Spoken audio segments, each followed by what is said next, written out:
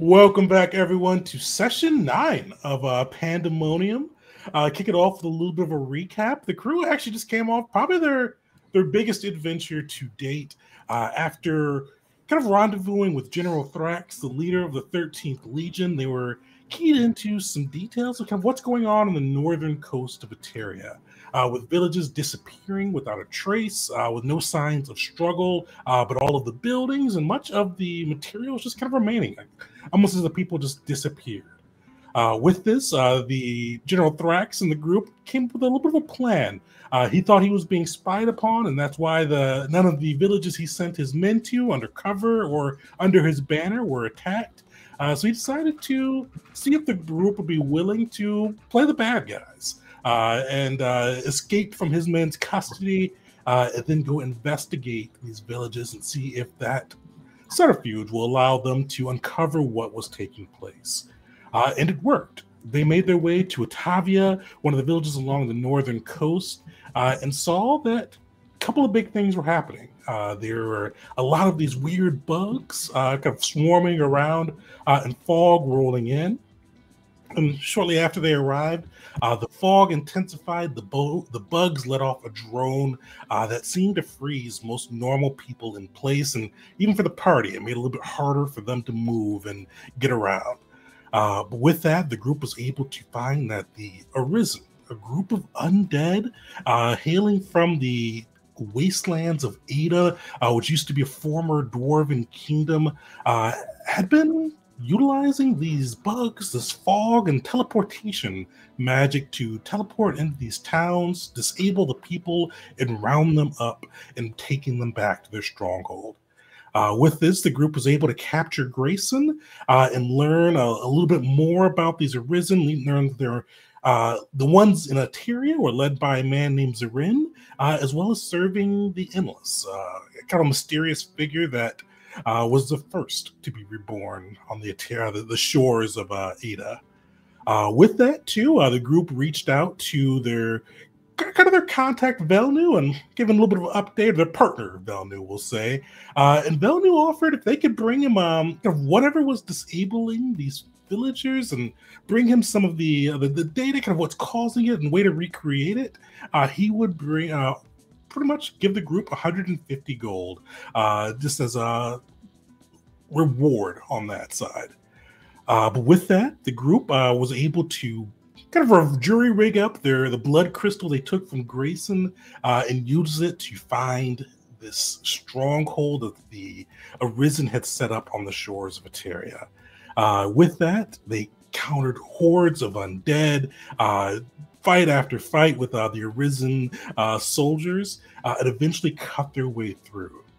But while they were in there, they actually came across a bit of a divine intervention, we'll say.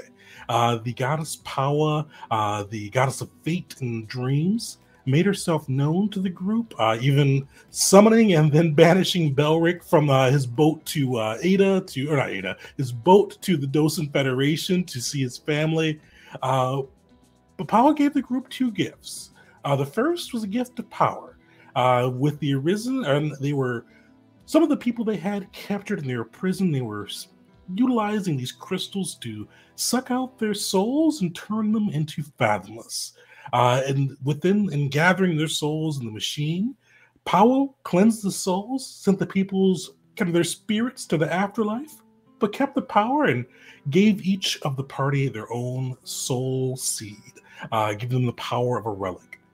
She also gave the group the gift of prophecy, going through and showing them things that could be from both kind of the near future and the far future.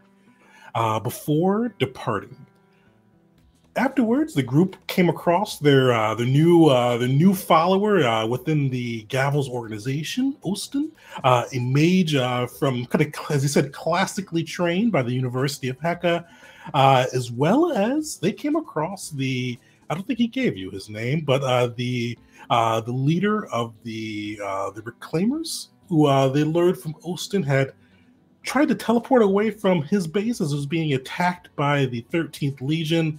Wound up with the Arisen and then imprisoned by the Arisen.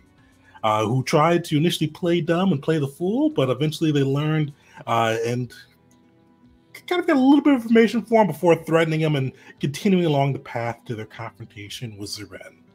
And with that, you guys confronted Zeren, who was at the moment near sacrificing some of the villagers to open a portal to the shores of Ada. You saw through that portal a fiery red drake, as well as kind of legions of Arisen, kind of ready to rush through as soon as it was the summoning ritual was completed. But luckily, you guys interfered with that. And through some pretty clutch magic from Will, were able to stop Zeren before he jumped into the unstable portal in an attempt to escape. And that's actually kind of where we'll pick up now. So you guys see kind of the flickering portal. You see like pure surprise and here kind of it's muffled as like distorted as this portal is kind of like flickering in and out of existence, but you can hear kind of calls of anger. You see the red drake thrashing, its tail thumping, and just as this kind of portal starts to flicker and slowly fade from existence. But one thing that kind of draws your eyes is this kind of portal, you start to see it shrink and start to warp in and out of existence. You see the drake almost thrown by like an invisible hand. You see one moment it's kind of kicking up its claws, lashing at the portal and kind of slamming its tail down, just creating a ruckus. And then one minute it's just thrown like across kind of from what you guys can see.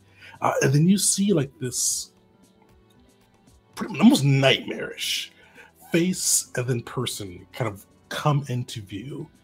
Doesn't say anything. His eyes are pure gold, and you see kind of across his face and across his body, it almost seems like gold, like molten gold, is just streaming down from on that. Like it looks like gold, and it's like, and you kind of see around this area too. There's like golden sands.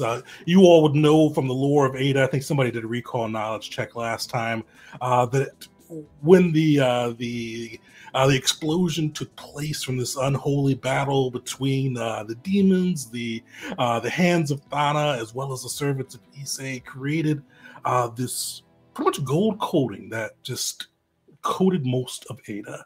And you see him, he seems like pretty much tied to the land on that side because the gold is coating him and almost running off of him in droves. Outside of this, he doesn't really look like a species you could recognize. Like he almost looks like a patchwork. Like you see one of his arms is bigger than the other. Part of his face looks like it's scaled.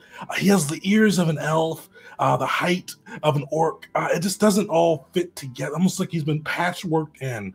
But you see his face come into view. He says nothing, but you see him stare at each one of you, making eye contact. And it almost seems like he is just taking you all in. And the only thing you hear, and not through your ears, but through your mind, and he goes, "I will remember." And as you see, kind of hear that echo throughout your head, the portal closes. How the character. God damn, that goes pretty hard. Just, I will remember. I'd say Mockery would look a little shaken from that. Just first the look of defiance in his eyes, but it slowly kind of crawled inwards, especially when it spoke. How about everyone else? I think just look around. How are we doing? What are we looking like? How's everybody feeling? It's been at least a week, so I'm like, did we get really hurt in this fight? I can't even remember. You guys are pretty banged up. I know a few of you have leveled up already, but yeah, the crew was in rough shape at the end of that one. Mm-hmm. All right. So y'all want to get the hell out of here? Yes. Almost done writing down everything that we've seen around here. Velnu promised us a lot of money, so I want to make sure I don't miss any details. I'll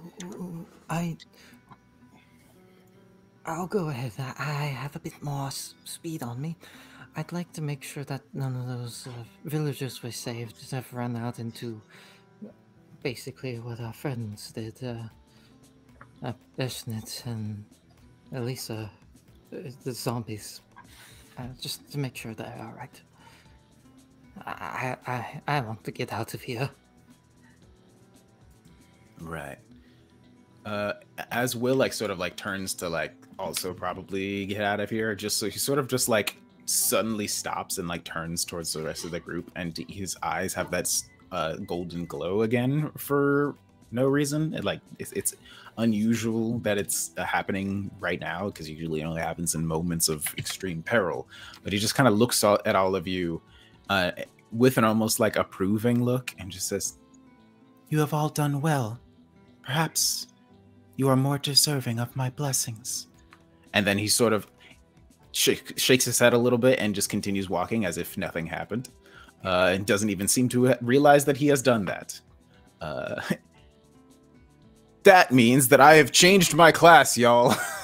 I want to say it up real early because I'm going to start doing stuff that I wasn't able to do before.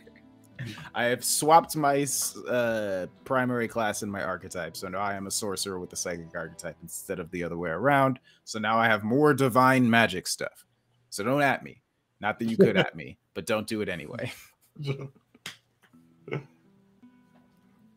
Perfect. We get those little divine boost as Rashadael gives you just a little bit more of that juice on that side. Perfect. Well, as you guys leave out, you do see you catch up to the villagers fairly quickly. Like these guys, it's been nearly 2 weeks since they've been kidnapped and held by these undead. Like they look malnourished, they look tired, and they don't look like they've been like beat up or battered or anything. But it does seem like the undead either forgot they probably needed food and water, or just did not provide them with adequate food and water. But you come across them and you find them kind of in the same room that you left Ostin, as well as the captured the captured mage from the Reclaimers. And you see kind of that they're gathered together, the 40 villagers who you managed to save, all of them, or all of the ones that were left, we should say. Yeah, they're gathered up. They seem confused, but you see Ostin's kind of keeping them, not at bay, but keeping them orderly, at least at the moment. You see him go, oh, okay, hey, all right, you're free? We'll wait for the rest. I mean, it sounds like they were fighting, but we'll give them a few minutes. And then he sees Mockery come through. Oh, good. Mockery, new to this whole gavel thing. You take over. Oh, yes. Mockery would kind of clear his throat, still curled in, but as he starts to step out up to the crowd, he'll kind of stand up straighter, project his voice a little bit. Listen up. We, the Gavel of Eva Stera, have saved you, and we will return you to your homes. There will be a bit of a journey to there. We will provide you whatever we can in terms of rations and water. Is there anyone here who is injured, sick, or cannot walk on their own? You look across the group, and yeah, they you see kind of some of them are like both frightened, but seem like kind of the edge of hopeful. But none of them look to be like malnourished, weak, but none of them look to be like injured or unable to kind of carry themselves out. All right, Mockery kind of nod to that. Quickly before we leave, I do want to say before I forget, is there anything in that room where the portal was that looks interesting, or like it might be worth taking with us, or valuable perhaps? I know it was full of strange red glowing crystals. What are those about? Are those worth taking with us? Should I grab some? I want to look around, see if there's anything in here that's cool. Yeah, so pretty much the blood crystals are kind of what remains in the room. The blood crystals, I mean, you do know, and it kind of depends if you want to take them. They do contain, like, you know that this is kind of soul energy, or soul magic, I should say. And it kind of allows you to kind of bypass some of the rules that magic typically has at the kind of cost of consuming a soul. So it is something that can add some power if you guys want to keep it, but it kind of depends on how the group wants to go. I think Will in that case would like walk up like, ooh, shiny, what's this about? And then like as soon as he touches it, he suddenly like jumps up like, all right, fine, I won't touch it.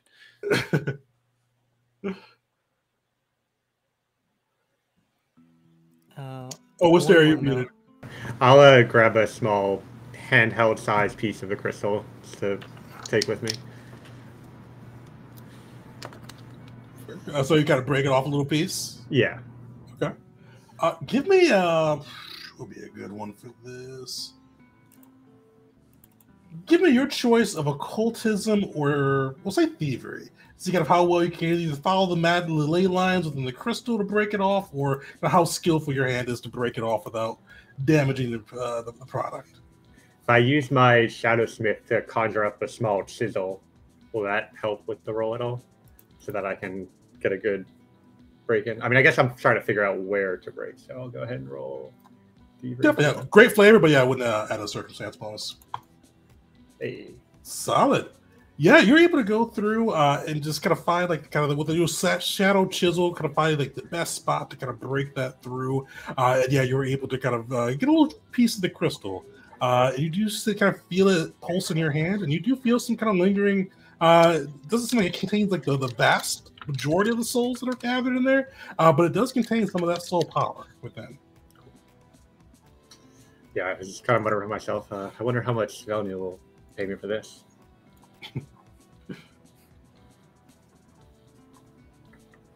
But that's all that's really valuable in here. There's not like, I don't know, was the bad guy holding the staff of infinite gold summoning or something. I don't know. Just want to make sure I'm not leaving behind something very important. Yeah, nothing crazy. It looks like they were kind of like within that room. It was pretty much like the ritual, like the arcane markings on the floor, and then the blood crystals. I'll throw you back there so you guys can see. There wasn't really anything too crazy they had with them. All right. May Mockery do something with the crowd? Sure. May he share what rations he has left for the travel amongst the young and the old? Definitely. How many rations do you have, out of curiosity? It's a good question. I'll add to yours as well. I will I don't some have it. to Mockery. No. Just make sure to keep enough for yourself. We want to make sure we're all at fighting strength in case we run into anything on the road back. Yeah, I don't know if we have. How many people are there again? I don't think, even if we pulled everything we had, I don't think we'd be able to feed this many people for the week it's going to take us to get back to their village. We're probably going to have to stop somewhere and pick up. You guys are only a 2 days ride from the village. Right. Okay, never mind. Yeah, so I'll throw in 3 of my rations. I didn't have my rations written down. I apologize. So I have no idea how much Mockery has. But it's probably 0 now. You guys are able to kind of give some nourishment out to the old and the young. And just kind of give them enough to kind of keep them moving, keep them kind of going through. Definitely kind of able to kind of help lead them out. You have Olsted as well. He kind of help lead them out of the cavernous system up to kind of the sands of Eterio outside. But within this room as well, you guys do have some choices to make. You do have the 4 people that were in the midway through the process of being turned to Fathomless, who seemed like one had begged you to kill him, but it seemed like they were kind of in the process of having lost or losing their humanity, kind of their sentience, we'll say, on that portion. And you also do have the leader of the Reclaimers locked in one of those cells as well. And he does look pretty crestfallen when he sees it's you guys that walks out of the room versus the Arisen. Did we get his name when we talked to him last time? If not, I'll ask him for his name. If he'll give it to me. He goes, Zeren didn't make it, I think. Clearly not.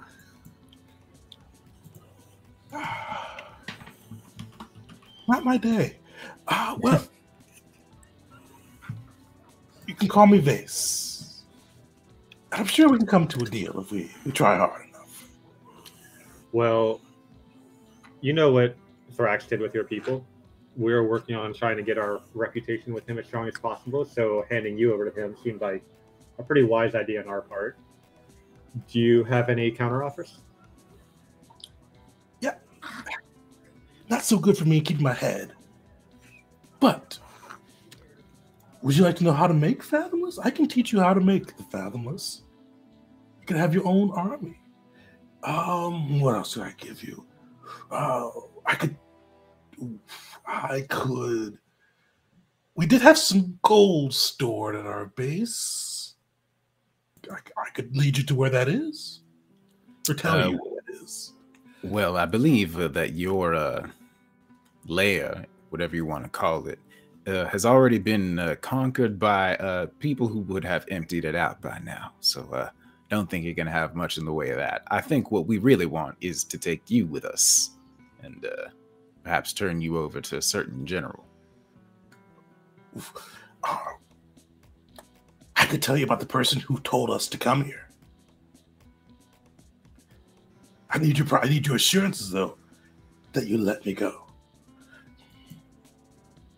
How much gold are we talking?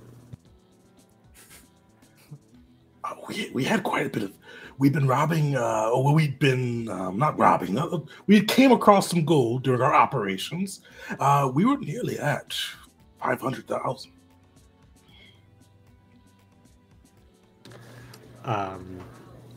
Which area is just like looking at the other like does it seem like he's being honest? Yeah, I would like to sense motive on this. Yeah, give me a intention check. So I think perception, right? Versus his deception? Yeah. I'll do that. Mockery's not even going to attempt to believe this guy. Just looks at him and goes, 500,000 from your petty kidnappings. 500,000 gold. Yeah, you catch his body language, Wisteria. He has some gold.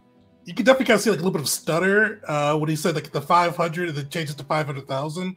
Like he's had some gold, but it definitely is overinflating what he had.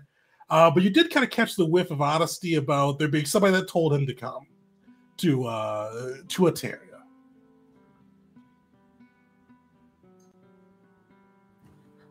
Wisteria, if I may.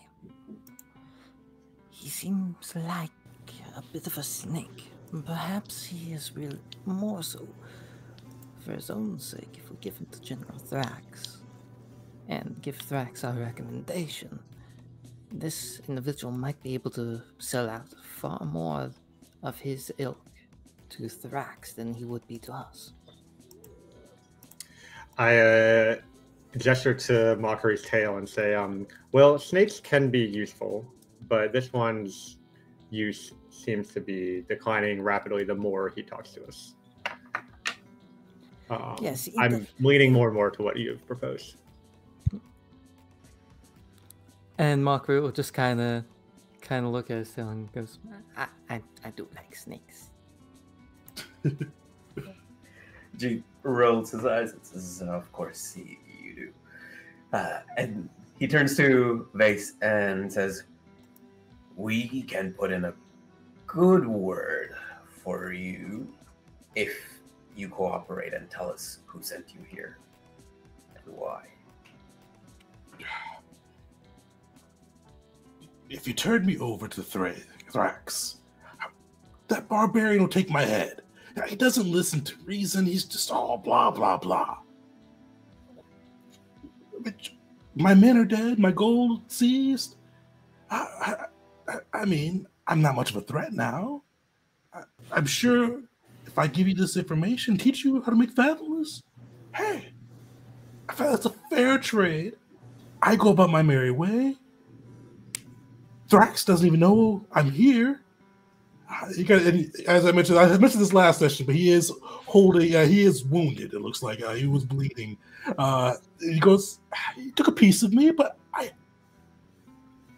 He didn't know I wound up here. He doesn't know I wound up with you. I'll give my solid. You did not. You did not tell me he already put a bit of a claim on you. I Not to wouldn't mention, say and it. Mockery will turn to the Gavels with this one. If he's willing to teach us how to make fathomless, he's willing to teach others. Yes, we cannot let him be out and about.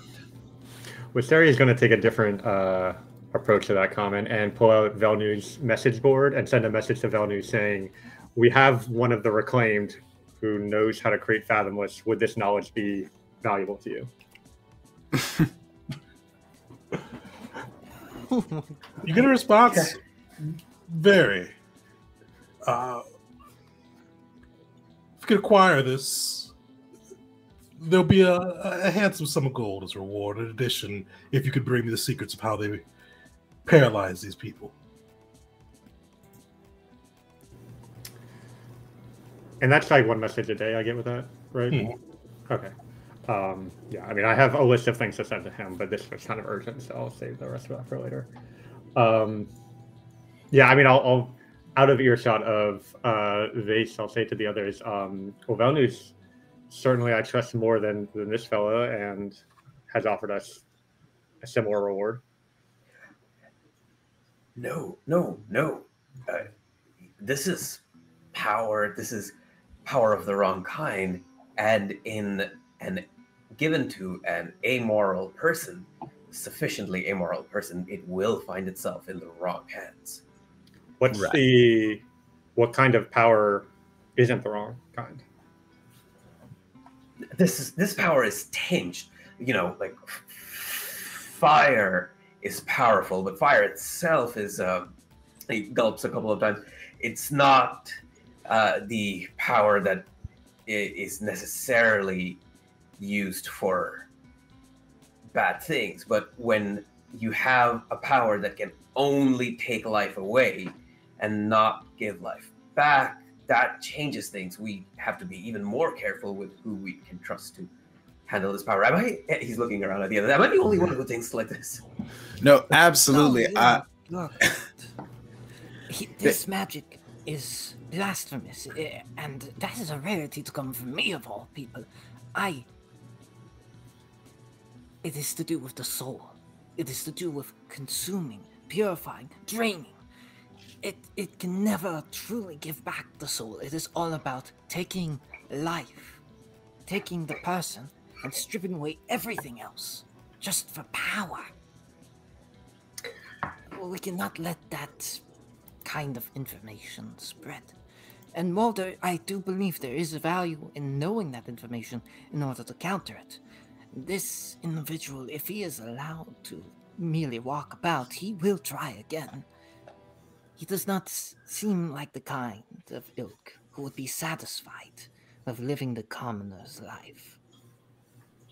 Right. There's no way that this stays with him. He offered it to us, people who don't like him. So I can't imagine. It's definitely not going to be used well. If it's even possible to do such a thing with. No, I'm being told it's not. He is a Machiavellian menace. We must or give him to Thrax. Assuming that he can't overhear this conversation, I'm going to say, well, I mean, I really dislike the idea of losing information that we have access to, whatever sort of information it might be. I certainly agree that letting him out with it is not a good idea. So we could double cross him, get the information, and then just turn him over to the Thrax anyway. We could, but I'm really not a fan of that idea. Neither am I. If I put my word to something, I'd like to follow through on it. Deceptions in putting on different masks is one thing, but to go against a promise. And he would look to his blade, and he actually had it. I stick to my promises. I mean, would it help if I took care of that? You don't need to be involved. You don't need to make any promises.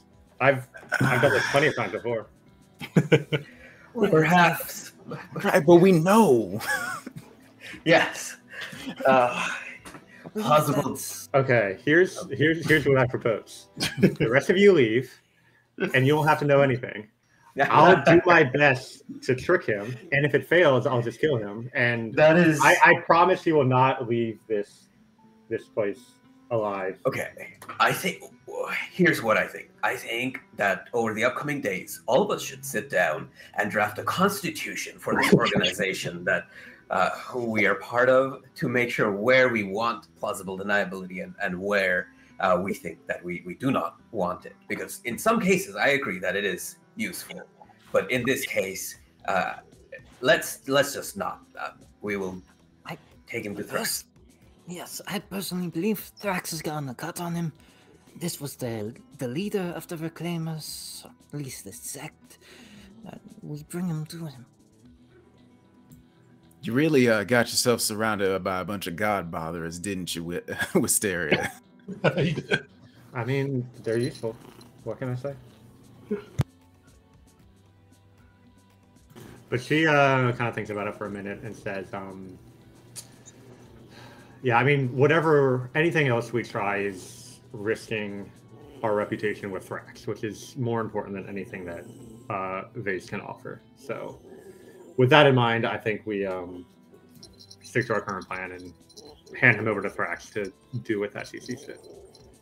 If it helps you, Wisteria, there will be other opportunities to gain this information, to better fight off these fathomless.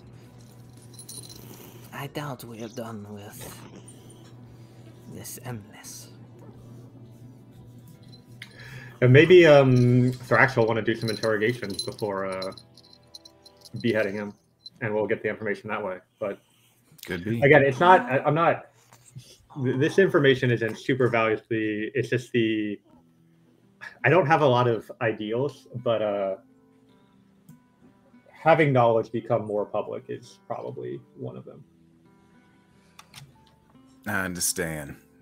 I just it's real. I can't do it. I can't do it. Anyway, I think I'm watching a man over there across the room actually like die of thirst before our very eyes. So we should probably get moving.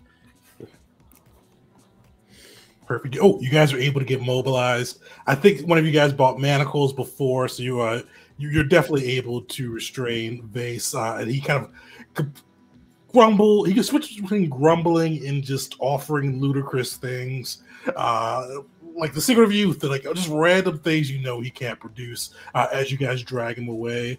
But the last question is, oh, go ahead.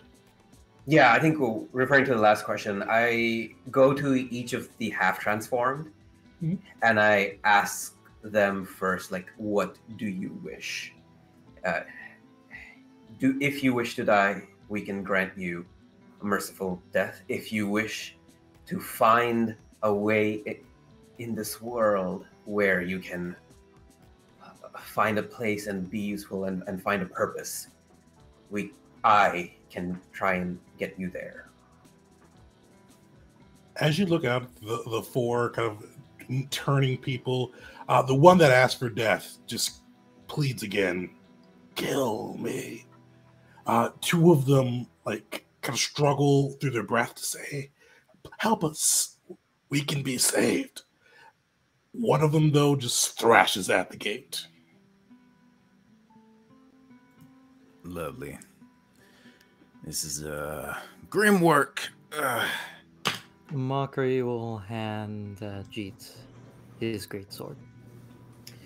Jeet will take it. It's been a while since he's held a two-handed weapon. He puts away his shield and he just hefts it, and the training and everything, it just comes back. He says to the one who asked for death, close your eyes, count backwards from 7. You see him close his eyes and kind of kneels down, lowers his head, kind of sends it out, and just counts backwards. And you hear him kind of mutter a quick prayer before he counts. Please let me be escorted to Thana's shores, and starts to count backwards. Jeet, will also say quick prayer to Thana. and at 4, he will just bring it down and finish the job. You see the body crumples to the ground. The other two, the two fathomless that pleaded for life, kind of turn themselves away from the display and kind of shying away from it. The one that's been kind of banging at the gates just continues to bang at the gates. Jeet will then go up to him, this time a prayer to both Thana and Nar, and because this creature is not willing, so you'll take the swing, and with all his might he will... You easily kind of sever this guy. These were kind of commoners before they started having the infusion of the this dark magic. You see, he kind of his life is ended as well. The other two kind of watch you free them. You do see they both kind of one of them like, and you see that as you look at him, one looks to be kind of like a middle-aged dragonborn. The other, it's kind of a younger human woman. But both of them kind of hold. The dragonborn holds up his hands first. And says, I can't say it for certain. I can control myself. Please, if you have more of those manacles, I prefer it. Yes, I do. G will hand over the great sword, and you can see Mockery. His hands are fully shaking as he hands him over, but he doesn't comment on it. He Mockery says, will draw Jeet into a hug very quickly. It's very cursory. He doesn't want to express much right now in front of these people, so it'll just be a quick pat on your back with his shaking fingers and a whisper of "thank you," and he pulls back. We will get you over here. We can find some cloaks and hoods, and we can get you masks as if you need them. Manacles, yes. We will have capable people around you who can take care of themselves and keep an eye on you, and we will get you to a place where your fire will serve others. You see they kind of both nod, like a bit of hope there, but definitely like hope, but a bit of resignation too. Like they feel like it's better than it was before, but they're still not sold. There's a cure for them at this point, but they both accept the manacles, and they begin to walk out of this horrible arisen base. Not to beat a dead horse, but if anybody knows how to get them back to their normal selves, probably be these.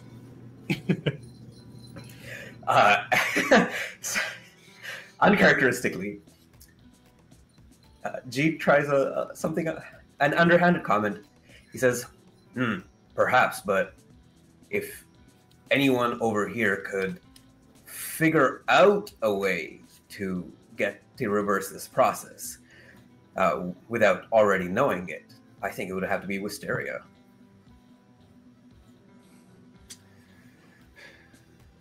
I mean, it would probably take a lot of time and resources. I don't know if I can spare that, but have to weigh the pros and cons. And you have, and with our increasing group of followers, you have lab assistants who can run tests on your behalf. Sure. But what's the value gain from this endeavor? Well, learning how to reverse something gives insights on how to also do it all the way through. And isn't that the information you've been looking for, or you want from base? I mean, like I said, like there's a lot of ways to add information to the sum total knowledge of the world. Him sharing his secrets about that would be a quick and easy way to share that. But to spend my own time doing that, I feel like there's a lot of more efficient ways I can learn, study, and spread knowledge. I mean, that's just taking weeks. But I mean, if you're interested in Mockery, you know, I could, if you have specific questions, I could help answer, or resources I could point you towards. I'd be happy to do that. but dedicating my efforts towards something like that, it just doesn't seem worthwhile to me. Thank you, Visteria. I will likely will need your help here and there.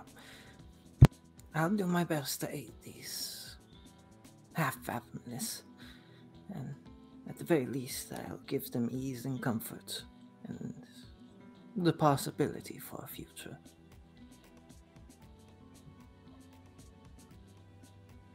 Perfect. And with that, you guys are able to kind of lead these half turned out of the Arisen base, and you kind of come up. You see probably a welcoming sight at this time. You see kind of the beating Atarian sun kind of shining off of the sands, and kind of breathe your first breath of fresh air that doesn't smell rotted or with that dark sense of decay or foul magic upon it.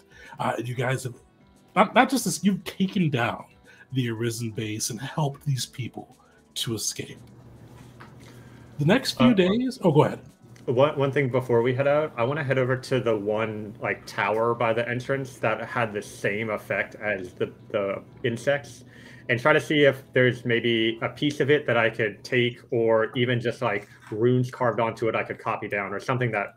Velnu seemed very interested in that, so I want to get as much as I can to from that, and that's, I think, the last piece of evidence we have is that tower. So anything I can get from that's a good call. You don't need a check for that one. You've got time. You can kind of go through and just kind of like just trace and carve the runes that are, or trace the runes that are carved into the tower side with the thing that produced that same effect as the bugs. And I think Wisteria did capture one of the bugs as well. I'll assume you left that at Atavia too. That should be sufficient for Velnu to for him to recreate what this effect was, and gotta see if he can do whatever his own ends were with it.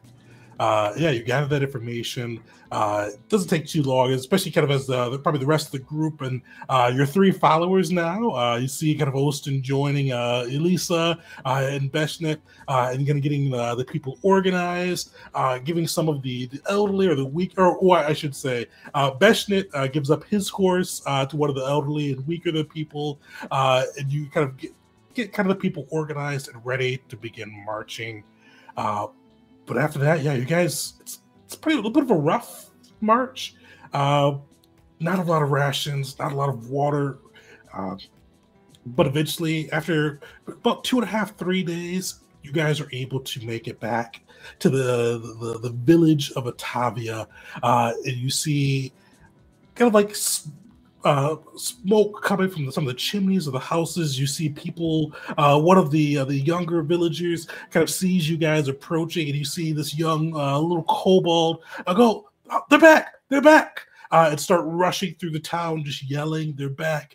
And you see that old clan leader that you guys spoke with before, that gave you kind of the run of the village while you were there, kind of slowly march his way towards you guys as you bring this group of villagers they thought lost forever back into the fold. And you see him kind of still talking far too slow for any occasion. He goes, well,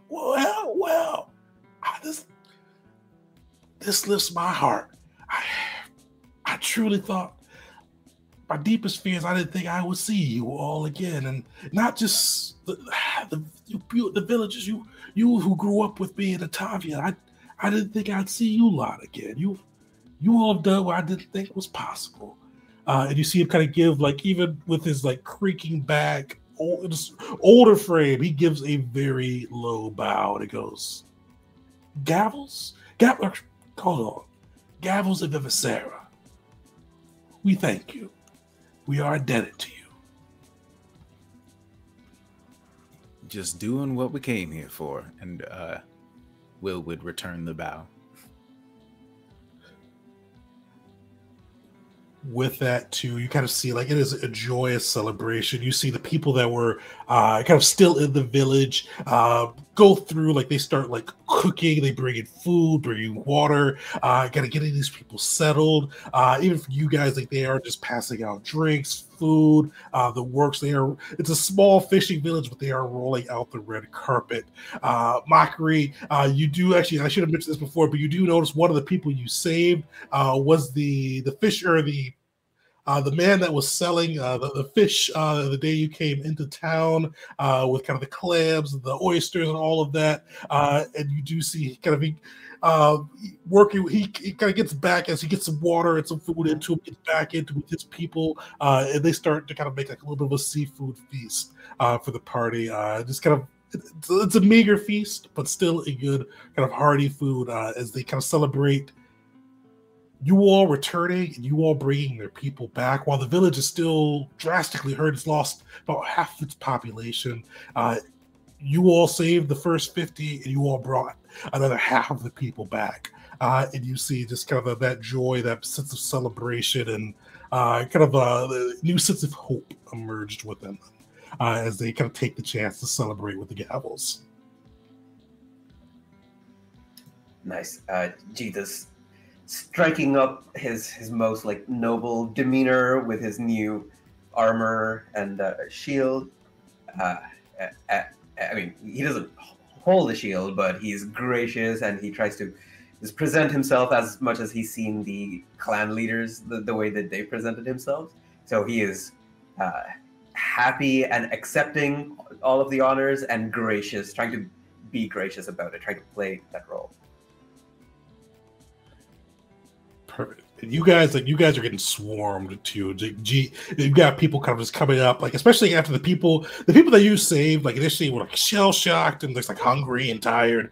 But after, especially they get some food in them, some water, some chance to change their clothes and like relax for a bit. That night they do come out, like they're just grateful. You see some of the kids give you kind of like not like in a mean way, but kind of like almost like admiration way, kind of mimicking your pose, like trying to strike that same pose as you as well, and just really just truly grateful and excited for this new opportunity they have. We did it, y'all. We did it. We're the best, pretty much. I mean, Wisteria will get some of the food, but once, you know, things really start picking up and getting hectic, she's gonna go to that like house that we kind of had last time we had downtime here and try to avoid a lot of the commotion and, you know, being like, oh, thank you, but I have some work to attend to and some things to write down, and will kind of shut herself in the house for most of the celebration. Will can never turn down a good party. So he is mingling, just telling stories about what happened and talking all the gang up. It's a great time. Nothing special really, but he's just feeling it. They are rapidly paying attention to like your stories and kind of like the kind of hyping up the gang. They break out some of like this village, not great booze, but they break out some of the villages like kind of their old stash. So you get like some sake that tastes like pretty decent. You get some like really like bottom shelf bourbon, but they break both of them out and just start and some like kind of light ales as well, and just drinking, listening, laughing, just kind of enjoying the life that they now have. But with that, the party carries on through the night. Yeah, you guys are going to get your first week of downtime now, so you guys get some chance to pursue any ends that you have on this side. They've one of the houses too that was kind of left abandoned. They've even helped kind of you retrofit it for a type of prison on that side. So you can kind of stash in vase as well as kind of the 2 fathom or the 2 half fathomless, we'll say, that you rescued on that side. My brain keeps trying to like form some sort of portmanteau for half fathomless, and I just can't come up with anything. Half fathomless? That's terrible. They're fathom. They're fathom some. Partially fathomed. They're half a fathom. Half a fathom. All right. So you guys will get a week of downtime on that side. I don't know if anybody has anything that they are thinking of for their week of downtime. One thing before we do get into that portion, though, I do want to say. So yeah, you guys got Ostin. So we're using the leadership guidelines, but I'm adding some extra stuff in for leadership. So with Ostin, that bumps you guys up to a level 2 organization. So if you have 3 followers, you're level 2. Leadership doesn't really give you like any cool things for getting to the levels. I'm not sure if every level will have something cool for it, but this one will. So with this one, I'm adding in a little bit of a homebrew thing. So during downtime, you guys can either utilize, kind of get a +1 bonus from one of the followers. So each follower can only do 1 bonus during that period. Or you could use the follower's stats for something. So if you wanted to have the follower lead something, you could use their stats and then aid them to give them a bonus based on your aid roll. But either way, you can get a +1 from them. But you have 3 of them, so you got 3 followers. You got Ostin, Elisa, and Beshnit. So you guys can get that in. I'm going to try to give something for cool for the levels, but there's 20 of them, so there may be some levels we skip for cool things, but I'm going to try to get some cool stuff for each of the levels for as you guys can batch your organization. Awesome. I can already see Mockery and Elston teaming up on a project. Oh, yeah, Mockery, I think you froze. You mentioned that his internet's been lagging very badly. Oh. Yeah, can you hear me? We can.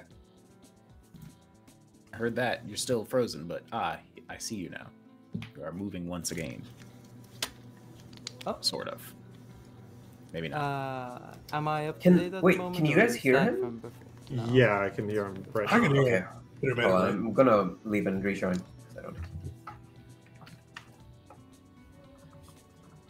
I can hear him sometimes. Yeah.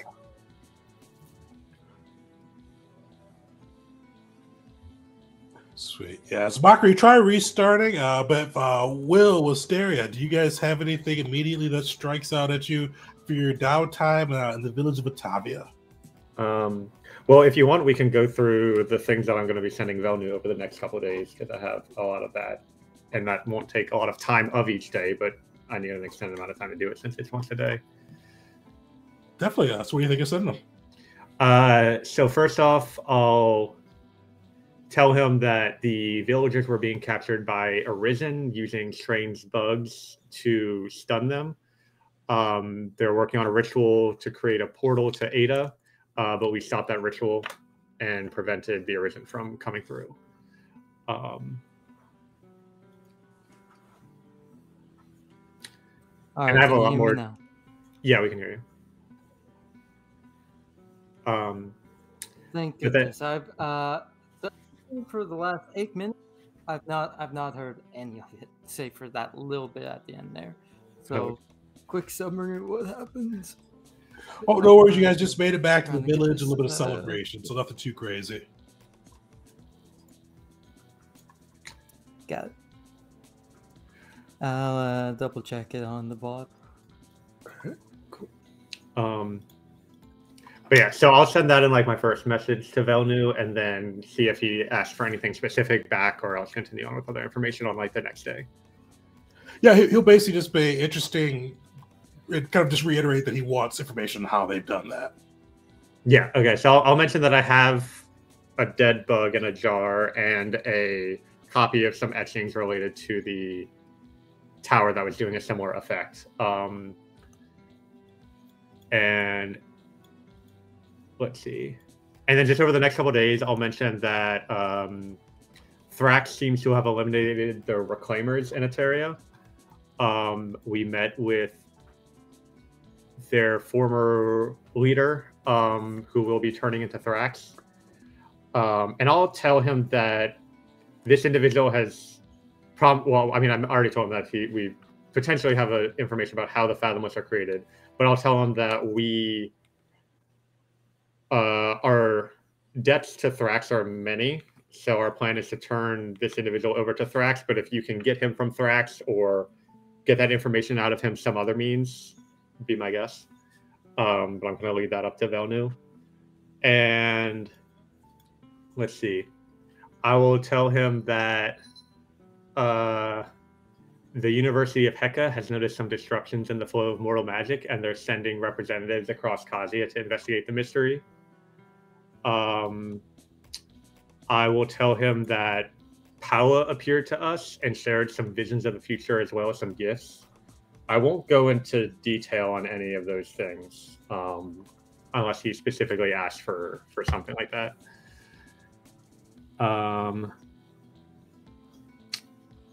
So yeah, and that's all I got for that. Yeah, you get a couple of replies from him. The main reply he focuses on, though, is basically if you could provide the bug sample as well as the runes that you uncovered. Basically, any major city in Kazia, if you go to the bank of kind of the Bank of Mokulin, and pretty much Mokulin has banks across pretty much every nation within Kazia. If you give it to one of those representatives there, they'll make sure that you get the coin, the 150 coins that you guys are owed, and he'll begin kind of his own research upon them. So he'll let you guys know that. He'll also, in regards to the Vase, not the Fathomless leader, the Reclaimer leader, he'll go pretty much say, it's a shame. Thrax isn't really known for his negotiations. We'll see what we can do, but that knowledge may be lost to us.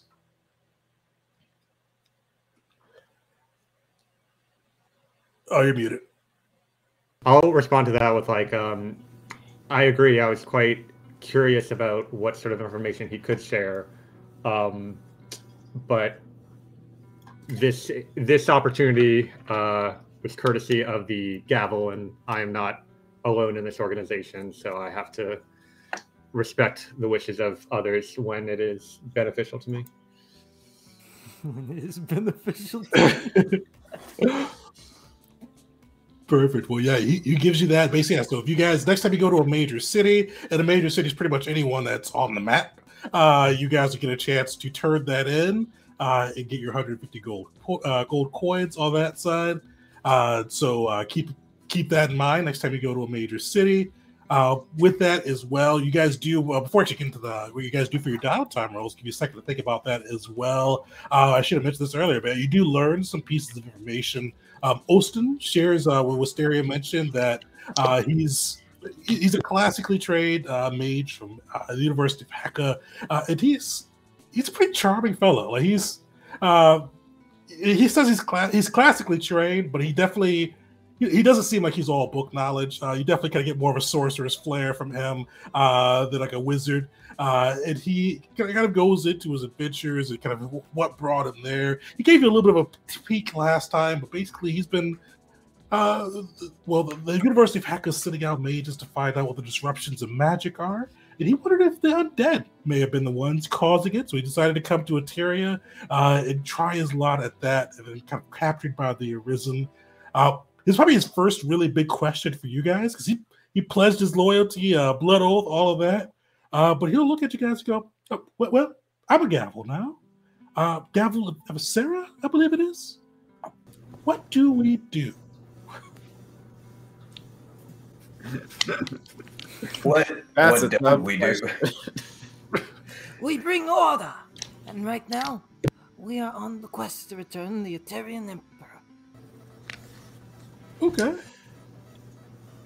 To go into a bit more detail, I mean, we're an offshoot of the Arbiters who seeks to enact Mot's balance in the world. The world could certainly use a lot of balance, and we see the Civil War here as probably the biggest place for us to have an impact in that way.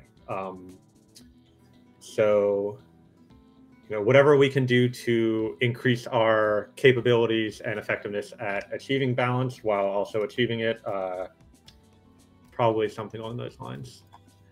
Well, that's very good to hear. Always been a bad habit of mine. It can be a bit impulsive. So I pledge my loyalty to you all. You guys could have been brigades for all I knew. So I'm glad that you guys are doing, it looks like good work. I'm happy to be of assistance. Fair hand at magic, and it looks like if we're bringing order, doing good.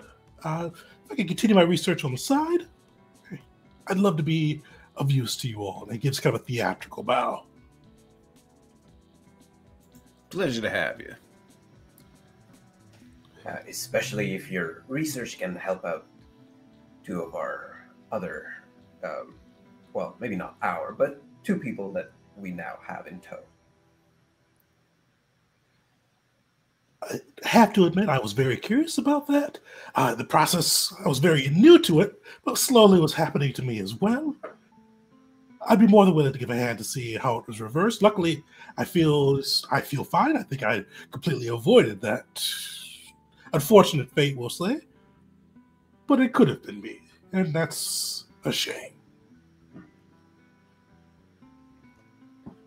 Well, good for us that all of us, I suppose, that you escaped unscathed. Now, I would think so. yeah. Welcome to the organization, Ostin. Perfect. And with that, he's Olsen's a pretty definitely studious, but he's a pretty chill guy. He's probably one of the ones I don't know who or him or Will who's out probably longer during that first night drinking and just telling stories and having just living it up as they've kind of enjoyed he enjoyed his newfound freedom and his new lease on life and kind of got to live it up on that side. The other pieces of news you guys hear while you are kind of spending your downtime in Otavia, biggest one is that the Aterian Civil War has heated up. It's gone from a Cold War with kind of each of the sides kind of trying to build alliances and gather their forces to outright conflict. And the thing that sparked this conflict about 5 days earlier, the 7th of Akari, the god of warfare and chivalry, Senso, Dragonborn. He's an spectral god, so he used to be immortal, but he pledged that, or he offered his blessing to Aterza, the High Prince, as well as leader of the Imperialist faction, saying that until Emperor Ater returned, they had his blessing to rule. And with that, either through fear of what this proclamation may do or trying to strike before things coalesce too much, the Loyalists, along with in kind of a little bit of a stunning display, the Loyalists, along with Zraylin, the Emperor's Dragon Familiar, attacked a village, attacked a village that has kind of one of the Imperialist air docks. So kind of a little dock where they've got some of their airship fleet. They attacked with both and just burned it to the ground, trying to kind of project strength, you may think, or strike before too many people decide to turn, because Senso, along with Nar and Thana, are the three big gods of Eteria. Thana's not going to say anything. She never gets involved with mortal affairs. But Senso's taken sides, and Nar has been quiet so far. So the Loyalists have struck out, and with that, true war has erupted across Eteria, with both of the sides kind of calling their forces and kind of beginning their battle plans and sending their troops out. So that's been the hot news across there. That'll definitely be kind of the front page of the Eternal Tribune. The other thing that you guys hear, this is probably back page 2 or 3, a little bit back from that, as the Kosir is trying to keep the fight for peace, his tournament, alive. This thing that he's trying to do to bring peace to the two factions, and he has secured all three of the leaders between the Loyalists, the Imperialists, as well as General Thrax. Surprisingly, has invited them and secured them to come to the tournament. As well as a couple other famous celebrities from around the world. And you guys get to hear kind of this kind of going. Oh, one last piece of news too. One of the things you guys hear is a little bit more of a sad piece of news. The forces of the giant King Braca, along with his the monstrous children of Teixeira, have taken the city-state of Kata, overthrowing the representatives from the Republic of Phasia, with many kind of from the Eternal Tribune of many refugees and people fleeing from the conflict, turning up. And initially I put the eastern, but I am terrible direction-wise, the western shore, as I look at my map of Eteria, kind of flee from the conflict. And you guys get to see kind of that from both hearsay, the news, as you guys go about your week, kind of do whatever preparations you all have. I think actually, Wisteria might have brought that up too in her correspondences with Velnu, jokingly saying something like, "Oh yeah, I heard there's a lot of refugees showing up in the West. You're going to be sinking your teeth into those markets just like you did in near the gates. You see, he kind of he writes kind of a ha ha. I'm moving up in the world. Still may be opportunity there, but I personally won't be seeing to it. I hate this guy. Mockery, at some point, after hearing the Fight for Peace festival and tournament is still on, would probably for a full day be begging the gavel, like, Please, please, we must go. We must test ourselves there, like legends before us. I mean, with a meeting of leadership from all different parts of Eteria, it seems foolish for us not to be there. If something's going to happen, we would want to be there. If nothing happens, we also want to be there in order to hopefully try to push things in the right direction. So, No, but to compete. To fight. Maybe. If Corsair is hosting it, that means there's a chance for Corsair's nectar to be on the line. What would I know, if anything, like about this tournament? Yeah, let's ask if there's like a prize or anything like that. So you guys have kind of seen like this coming. You kind of heard news about it for a while. A prize hasn't been announced, but they're definitely inviting like all like warriors, adventurers, soldiers to compete and try to bring in people together from across the nation, even across Kazia too. And Corsair, like he is, you would definitely no check necessary. You know him as the god of celebration and drink, but he's also kind of one of the two gods people associate with peace. Him and Noticia, his friend, his companion, they both achieved divinity together. She's the goddess of wisdom, he's god of celebration, and they kind of often act in concert to try to bring the different nations of Kazia to peace. So he's a former adventurer, he's a fun-loving guy. He uses his celebrations to try to bring people together. He's also famous for his Kosirian nectar, which has like extreme restorative properties. It's one of those things that can cure most ailments. A lot of people think it's one of the things that secured his rise to divinity because the gods themselves love to drink it for their drink of choice. Right, but as far as the tournament goes, what is like it? Is it like a bracket of like warriors fighting one-on-one to the top, or is it like I don't know, a Fortnite battle royale kind of thing? Is it teams of people testing themselves? Is it like the Olympic Games where there's different events and whatnot? Like, what kind of tournament is it? So definitely team-based tournaments with that side. So you guys would be able to compete with the strength of the gavel. They limit it to 5 people. And basically what it is like it's a mixture between kind of team versus team, as well as team versus like beast or monster. Sometimes like Kosir is known and the tournament officials are known to bring in kind of vicious monsters or beasts to be able to kind of allow the competition on that side. One thing that you'll mention and kind of you'll know from tournaments across Kazia on the most part, but especially ones that Kosir organizes, there's a blessing or a ritual that they go through, so they're not fatal. Any creature is removed before death comes. So it's one of those ones, it's just more for a sporting occasion than a true life on your line tournament. Please, please. Where is that located? Going to happen at?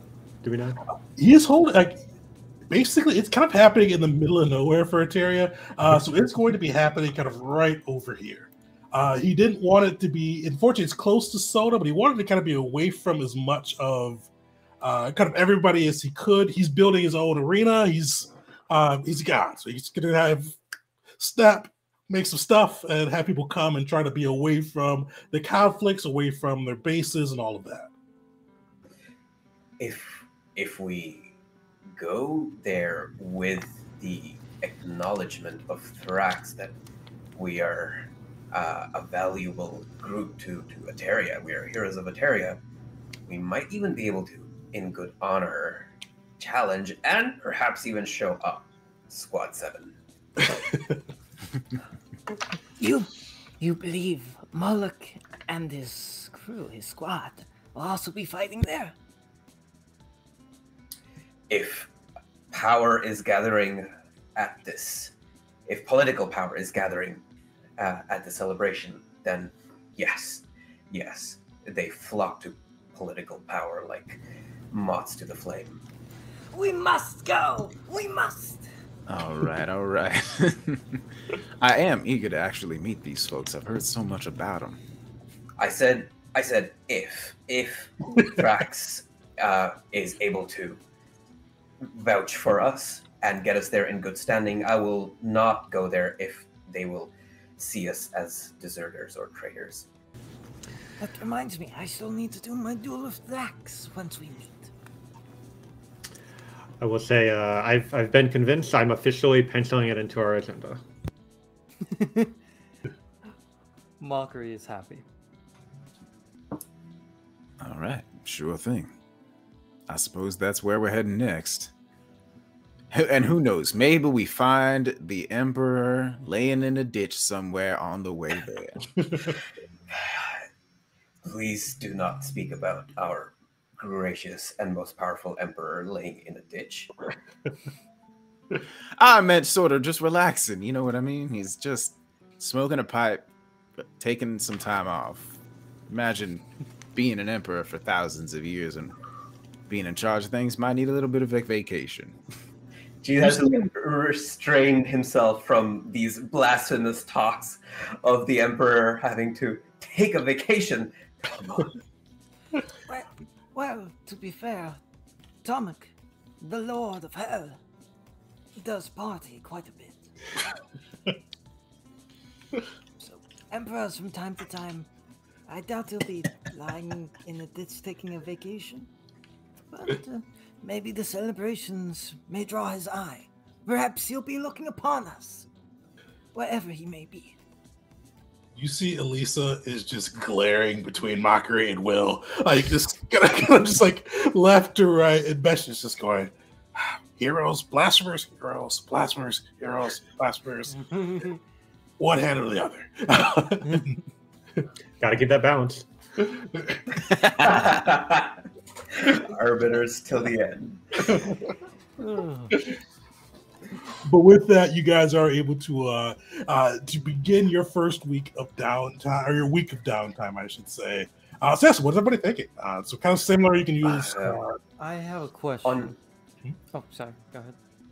Just on one of the days, Jeet will pull Mockery to the side and do a scene with him. But continue first. What he wanted to do. Have we turned in our mission to Thrax as of yet? You haven't yet. I will say that Thrax is going to reach out to you guys after your first week. Yeah. That clears up anything on that side, but to G the Mocker, if that's all right. Go for it. Yeah. So Jeet asks Veshna to clear out an area and set up a training dummy. And he says, within 30 feet of the training dummy, apart from the training dummy, there should be nothing flammable. We want the ground as like clear of hay, dry leaves, whatever. Make it wet if you have to. Just set it up, and then once that is all set up, he will ask Mockery, to just borrow some of his time. Oh yeah, no, Mockery. Like the moment you ask him, like, "Hey, can I have you for a second?" Face lights up. He's already with you. Okay, so as he walks towards this prepared training area, he says, "There are things that I think I just need to get over, and I sort of need your help with that." Of course, anything I can do to aid you. You know that you may have heard of my reputation. You know that I worship Nar. I looked into everyone after I was hired here. Mm-hmm. Oh, yeah, you did? What did you find out about me? He's quiet. He doesn't say it. Well, probably one of the sharpest looks you get from Mockery. Not a bad sharp look, but like he gestures for you to go on yourself.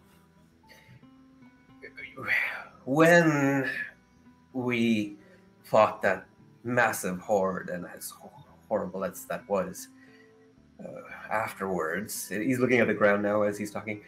Wisteria asked me if I'm a follower of Nar, where was the fire of Nar? Have you seen me use fire yet?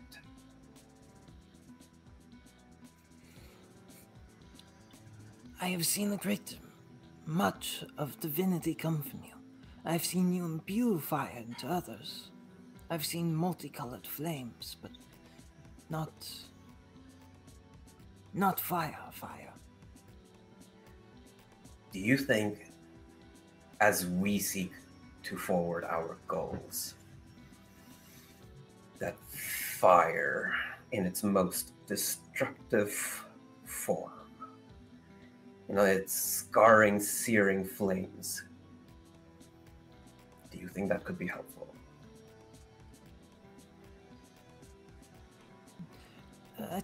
I feel as though I may be an odd person to ask on this. I have a different view of fire than most, since, well, I worship the hells. I view fire as not inherently destructive, but a force of change, a force of life. It can fuel forests to regrow, but also bring them asunder.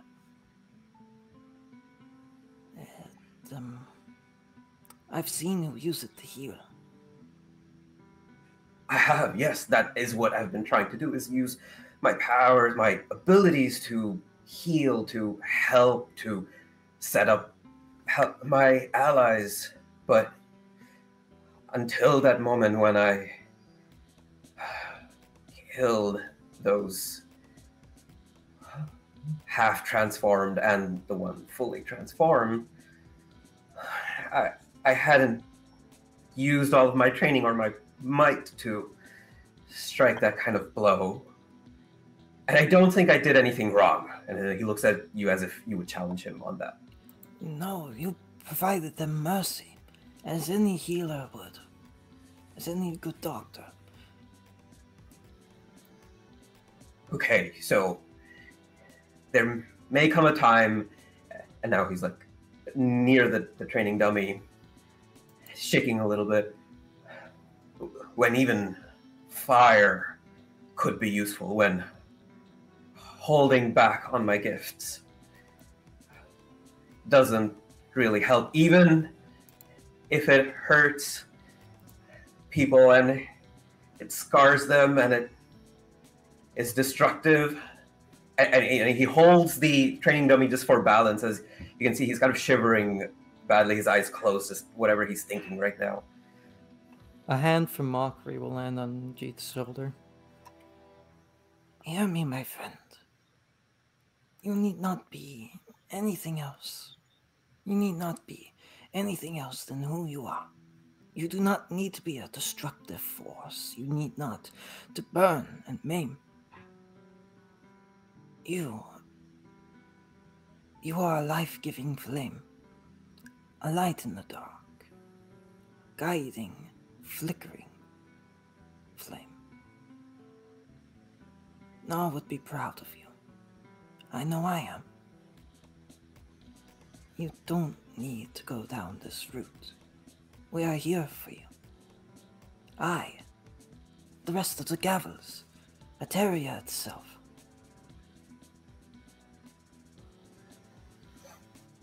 His eyes open, and he withdraws his hand from the training dummy, and he clicks his fingers a few times, getting the sparks out from the gift that Pawa had given him, the gift of fire. And almost at the point when the spark might turn into a real flame, he clenches his hand into a fist, and he looks at you, and then he grabs your hand like firmly and says, "No, you're right. I do not think I need to go down this road yet. Mockery, will you help me buy a sword?" Buy a sword. You'd actually see Mockery. You probably wouldn't expect it, but he climbs up a little bit. Like, I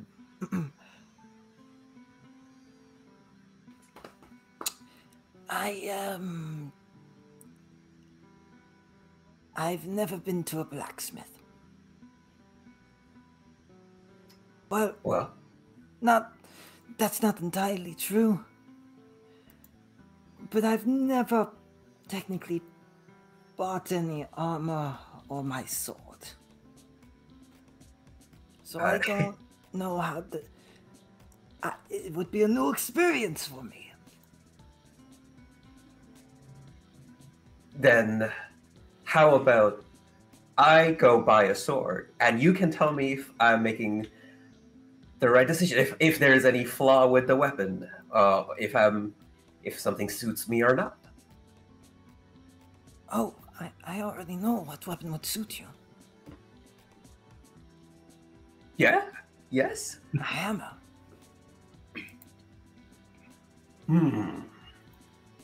I've seen you smith your own armor. I've Yes. seen you create it from what seems to be just scrap and metal and material. Not to mention, we as the Gavers don't have anyone with a gavel. Oh, On the topic, what did you name your armor? name? I dedicated it to Nar, but I did not name it. What do you name your armor? I did not name my armor, but my sword. and he pats it. It was an important gift to me, and while I'm no smith, I did help in its restoration, and I keep it maintained. Such important artifacts like that, such important items, you have to give a name. I named it what it is. It is a promise, so I named it Promise. Wow. Perhaps I shall name my shield and armor then, but for now, I think we can if you can just help me buy the right weapon, I think instead of going down the truly destructive path of fire, I may be able to mix the destructive with the restorative. So, shall we head on to the blacksmith, the local blacksmith then? Of course. All right, and I think that's where the scene will end. Definitely, yeah. You guys are able to get to the blacksmith and kind of find Jeet some new weapons. I think Jeet would be used to like a full-on weapon, so I'm kind of curious to see what you go out with on that side. But let's switch over. Will Wisteria, what are you guys doing for your week of downtime?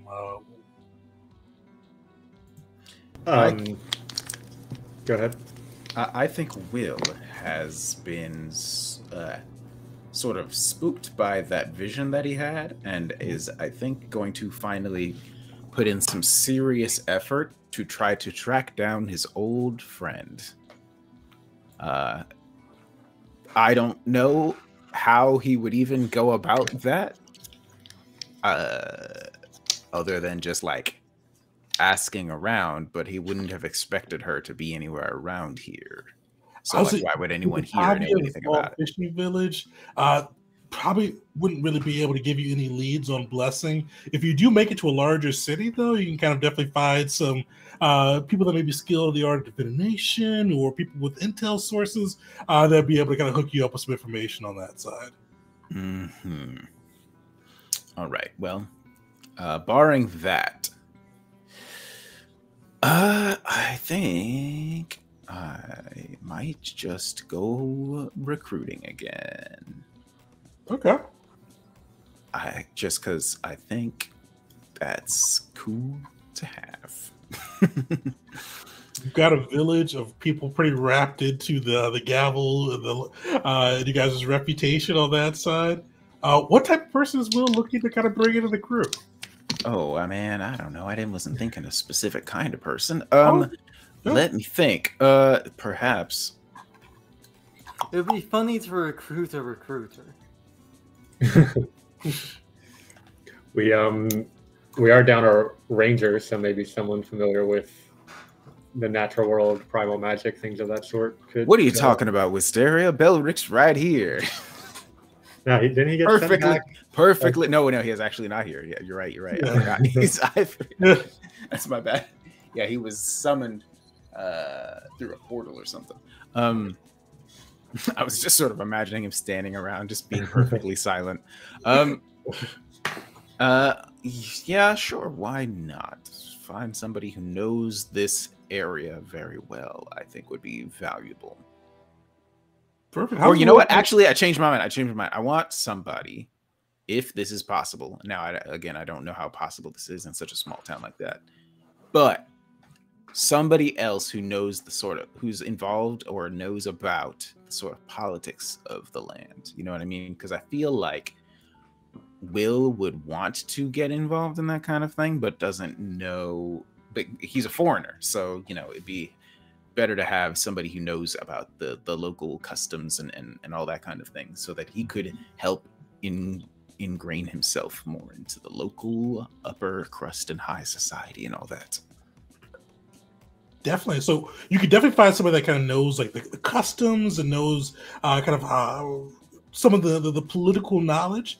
You wouldn't get kind of it's a small fishy village. You're not gonna be able to find somebody that's kind of like upper crust or an insider on that side.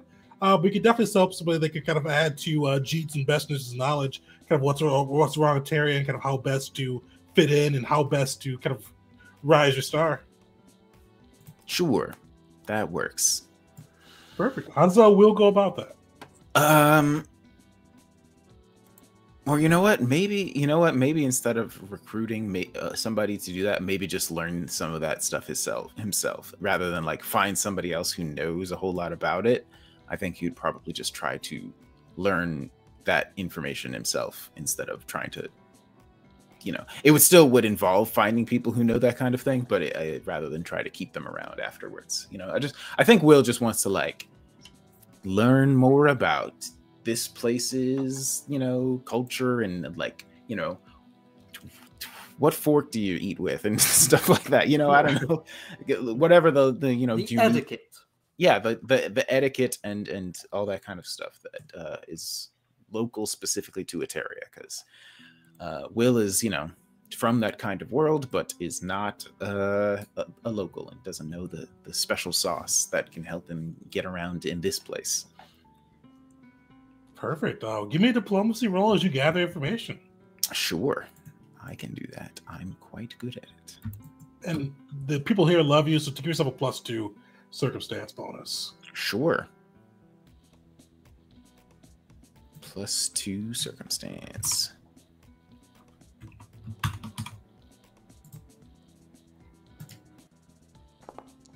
That's rough. A nat 1 and I still got a 16. It's ridiculous. Hero point? Yeah, I'm gonna use the hero point. Yeah. I'm gonna use this session's hero point because that's annoying. I have a +15 and I still got a very bad roll. All right. Reroll. That's better. And still only rolled a 6. Yeah, you ask around the town, just kind of like learning, again, speaking with people, learning more about the customs. One of the big things you kind of probably helps you understand Jeet and Beshnet a little bit better as well. Like Eteria is very kind of a very collective society. It's very more about the group versus the individual. Definitely kind of the honor of basically people live their life to honor their family, the clan, the empire. Like that's kind of like the tier on that side. The empire is above all, but your family, then your clan, then the empire.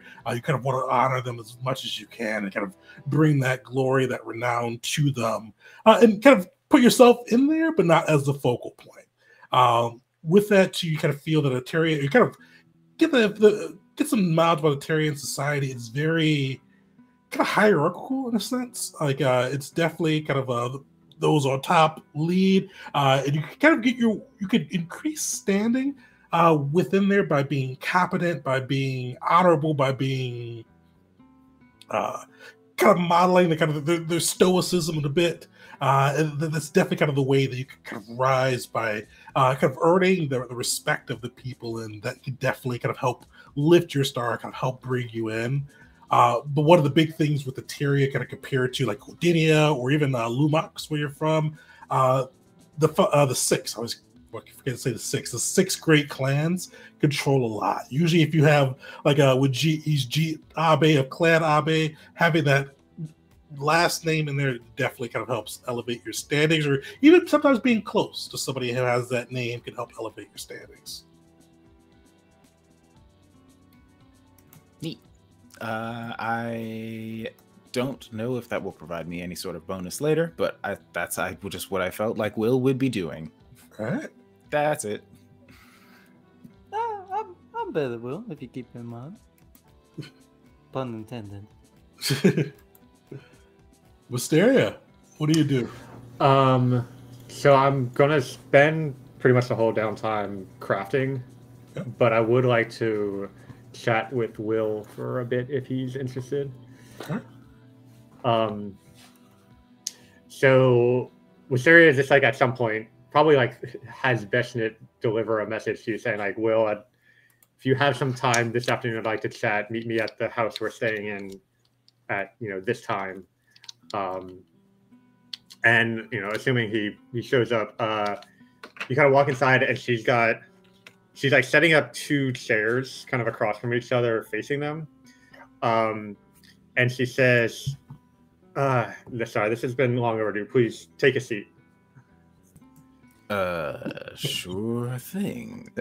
Will looks very wary about the situation.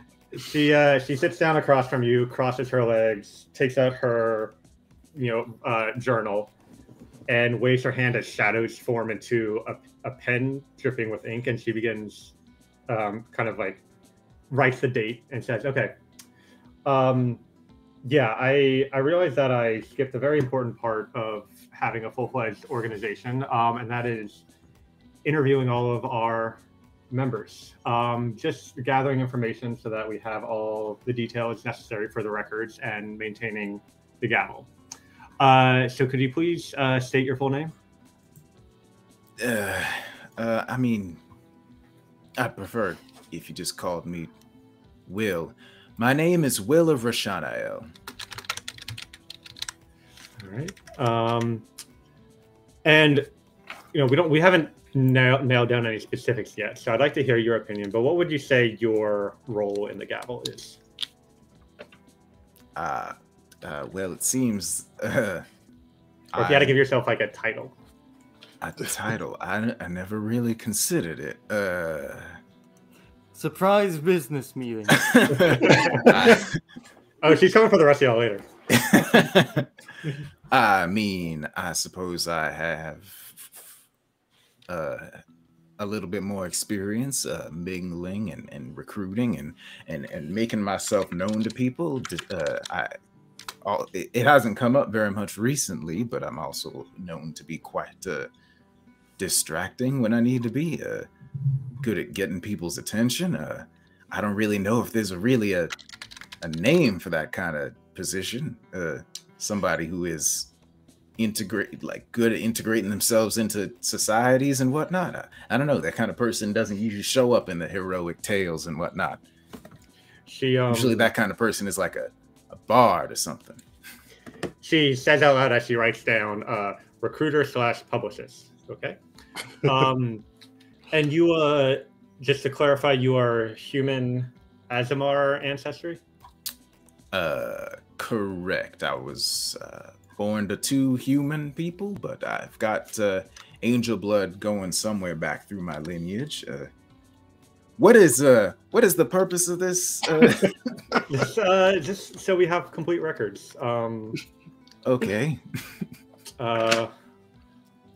And she's just kind of writing things, saying out. Okay. I think it would be funny. I don't think have a list of anything like this, but I think like Rashanael would just like interject and just like list off like a name, like a whole family tree of lineage going all the way back to her, and it takes a very long time. It's like we're blacks out for 10 minutes. It's Rashanael list off his whole tree.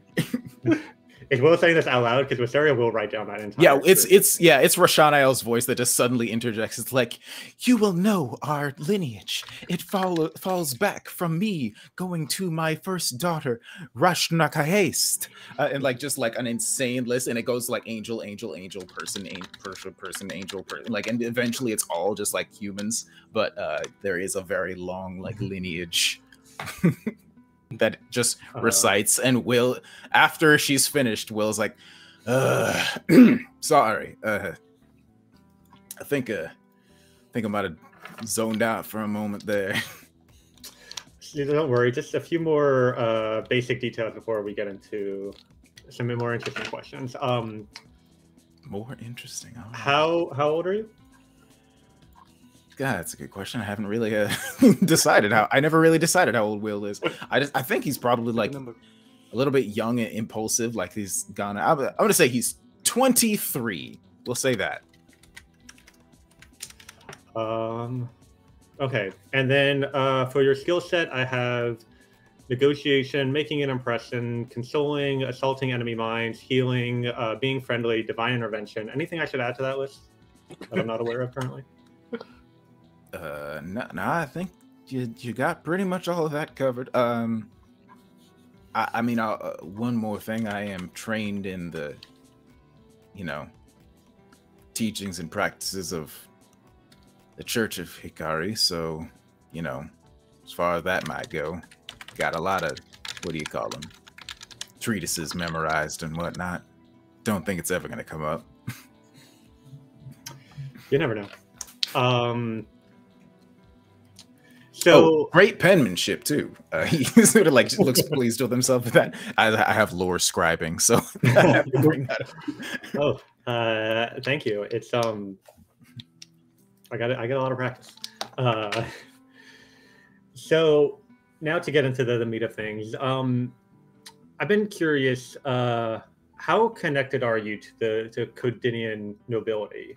Has there been any drama you've been a part of that might be a problem or potentially a benefit for the Gavel in the future?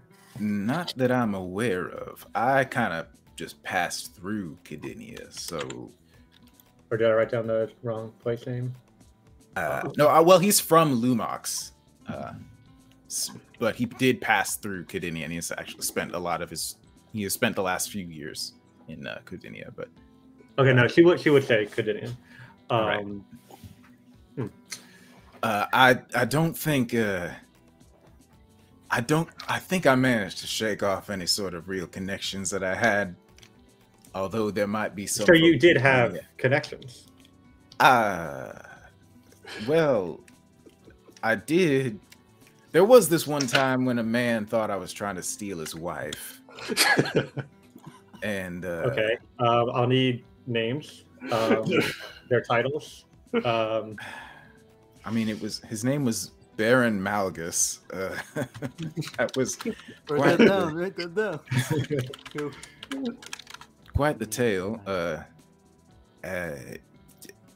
Honestly, a little embarrassing on my part. I assure you, I was not trying to steal his wife, but it seems like she was trying to steal herself for me, if you understand. I had to make sure that there was no connection there, but the both of them seemed to think otherwise, and so that caused me a little bit of trouble for a while. Had to leave town after that. They didn't. I handled it, but the people around didn't seem to like the way that I handled it. And actually, you probably, this was in the rumors thing that came up before the game started. He sort of broke the man's brain. Using Rashanael's voice, just like told him to leave us alone, and the man sort of lost his mind a little bit. Is Will saying that to Asteria now, or? No, I think you wouldn't want to like talk about so it. to say, so how is Baron doing nowadays? I have specifically made it my business to not know that. I do not want to know. All right. Next question. How did you come to become possessed by Rashanael? Your guess is as good as mine. It's just the luck of birth, I suppose. So since you were born, she's been with you? Yes. It was made known the moment I was born. I was given up to the church. So is she aware of everything you do and perceive? And yes, she sees everything I see and knows everything I know. I sometimes still talk to her out loud just because, but I don't really need to. I think I don't know if she knows my thoughts. He sort of stares off into the distance for a few seconds. I think I maybe it's better if I don't think about that. Well, my next question, do you wish to be free from Rashanael?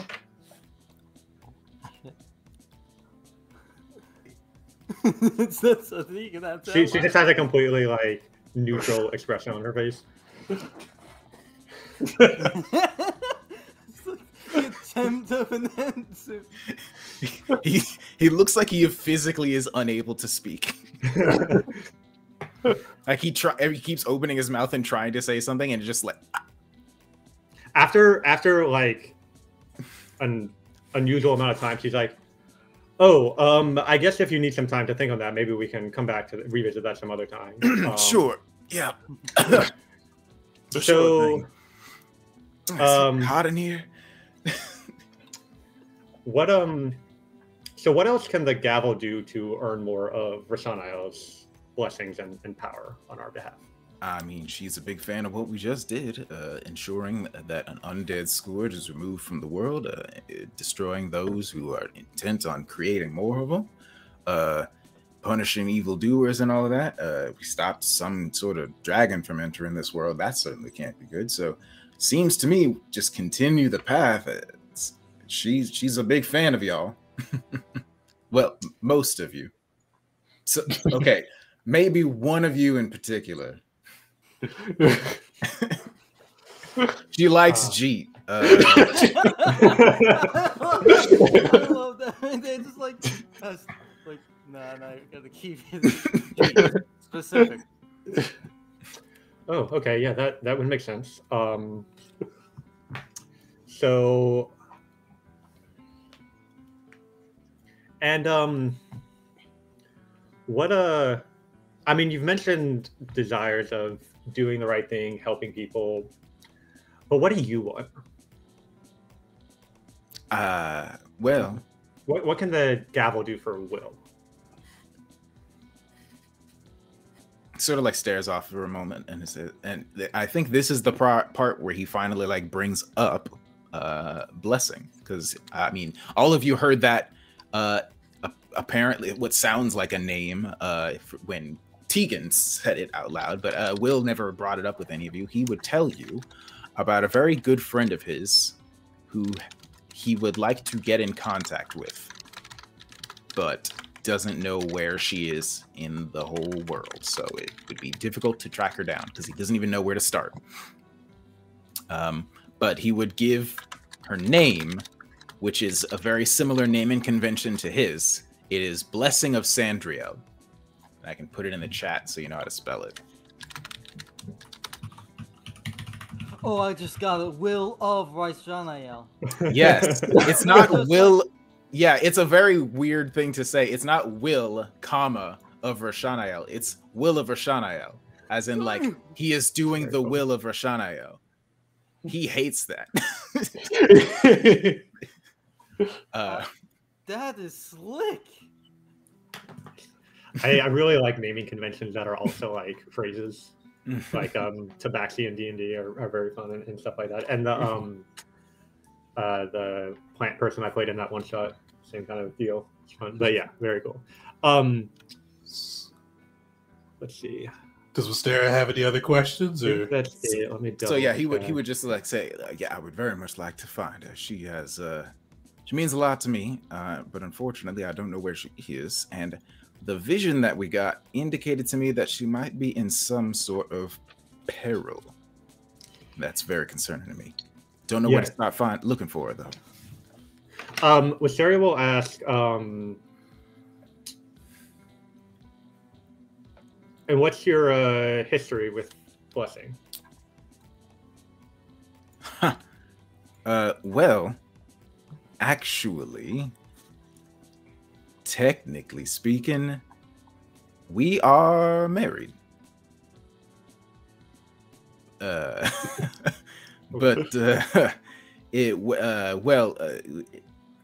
we were sort of betrothed by the church in hopes of creating, like, continuing on the sort of angelic lineage, sort of against both of our wills, but she is still a good friend of mine at the very least.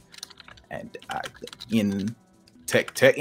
the letter of the law, she is my wife.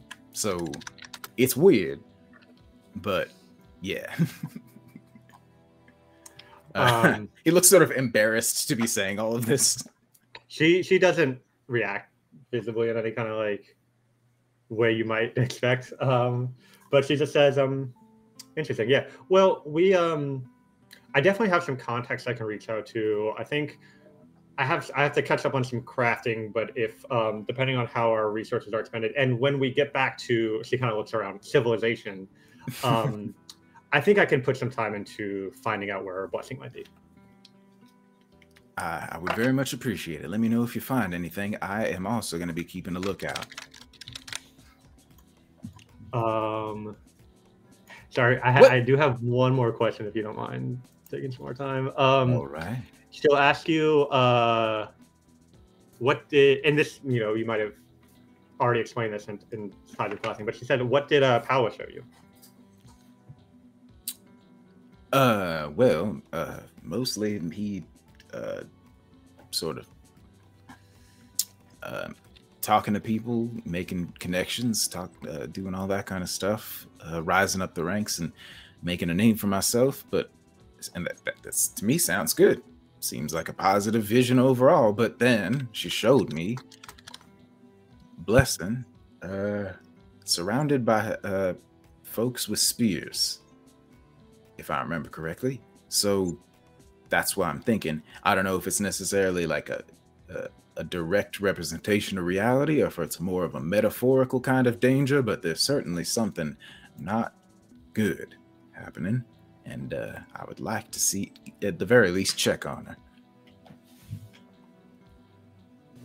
Very well. Thank you for taking this time to answer my questions. It's very insightful, and I have some notes to gather, but at some point in the future, I'll be doing the same with the others. So if you're interested in anything that they share, it'll be available in my collection of notes for you to peruse at your leisure. She closes her book, stands up, gives a little bow, and walks out. Will just sort of sits there for a minute, just like, the hell was that? I just everything. She just pulls it out of you. And then I'm going to spend my downtime crafting 6 repeating crossbow magazines and then a acid elemental crossbow bolts. Perfect. Give me 2 rolls, 1 for the crossbow magazines. Just do 1 roll for all 6, and then 1 for the elemental. We are going to take a quick break too, so we'll come back 5 minutes. Get into the last bit. Oh, one thing I did want to add for Will with your visions. Yeah, Blessing was surrounded by the recusants with their blades drawn, and with the high society, yeah, you were kind of moving around, socializing, but you're also kind of being closed in or chased by the light too. For your your visions there. But yeah, we'll come back 5 minutes with 9:15, and then I will get into the last bit of the session. Sweet. No laser session.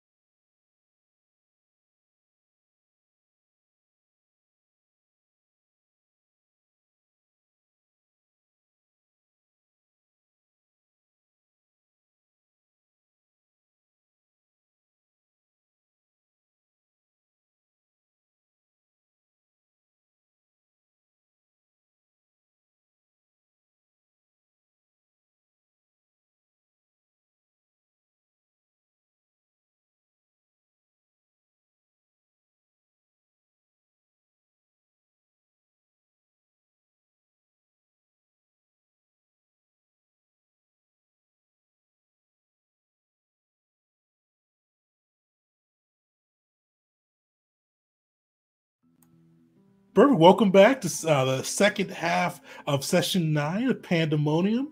We kind of did a little quick summary on that side. Jeet, what did you craft for the crew? Kind of spend your week out there building and or not building. What did you make into the world? So I did a couple of scrolls that will be useful, from Quartermaster's perspective. Create water, synchronize, restyle, glam myself up. Just the essentials, basically. And also, I made a batch of 4 potions. These are potions of emergency escape. And if we need to get out of Dodge, assuming we're conscious and on our feet, we can drink these potions and just get away from enemies. Just like run. Yeah, for anybody that's not looked up that potion, it gives you a plus 40 status bonus to your speed. So that's on top of your regular stride speed for a minute. So even if you have heavy armor, you're at least most likely at least doing 180 per full 3 action turn. So you should be able to get out of you could outrun a dragon at that point. So you should be okay, or pretty close to outrunning a dragon. But yeah, so with that, you're able to go through, stock the crew up, really fulfill that quartermaster role, make sure they've got what they need to be prepared. I think last week, Mockery, what did you do with your week? All right, so is this the time for the dog? Oh yeah, so we could definitely do that as well. So Mockery, pretty much the day after you get back from the kind of rescuing those villagers, but more importantly from a couple of battles where you've dedicated them to the infernal gods, and Rog in particular for a couple of those fights. You kind of wake up to the smell of brimstone. You feel like heat from like a roaring fire, like almost right next to you, like licking at your skin, but not burning at you yet. And you see, kind of as your eyes kind of flutter open, you see 2 things within the room. You see this kind of imposing looking, and I say man, but he's got like red skin, but he is wearing heavy armor. He's got a wicked-looking great sword strapped to his back. And you see, like, he looks big, strong, and he has like a very small black tusk in the middle of his forehead. And you see him holding a chain, and attached to the chain, and I'm gonna let you describe what this creature looks like attached to the chain. But he comes attached to the chain with your champion bonus. Hell yeah. Pun intended. So this is actually for the hyena. I have been struggling with a design for this so much. Could I possibly work that into the description a little bit, since Mockery dedicates himself to each of the gods, so having it kind of have features from all what you expect their blessings to be, Zero, be it some pox or some more insectoid flare here and there, flickering and flashing.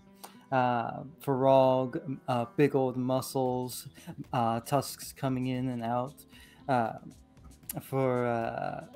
I'm not sure what to say for Tomic. I feel like his would be a little bit more generic.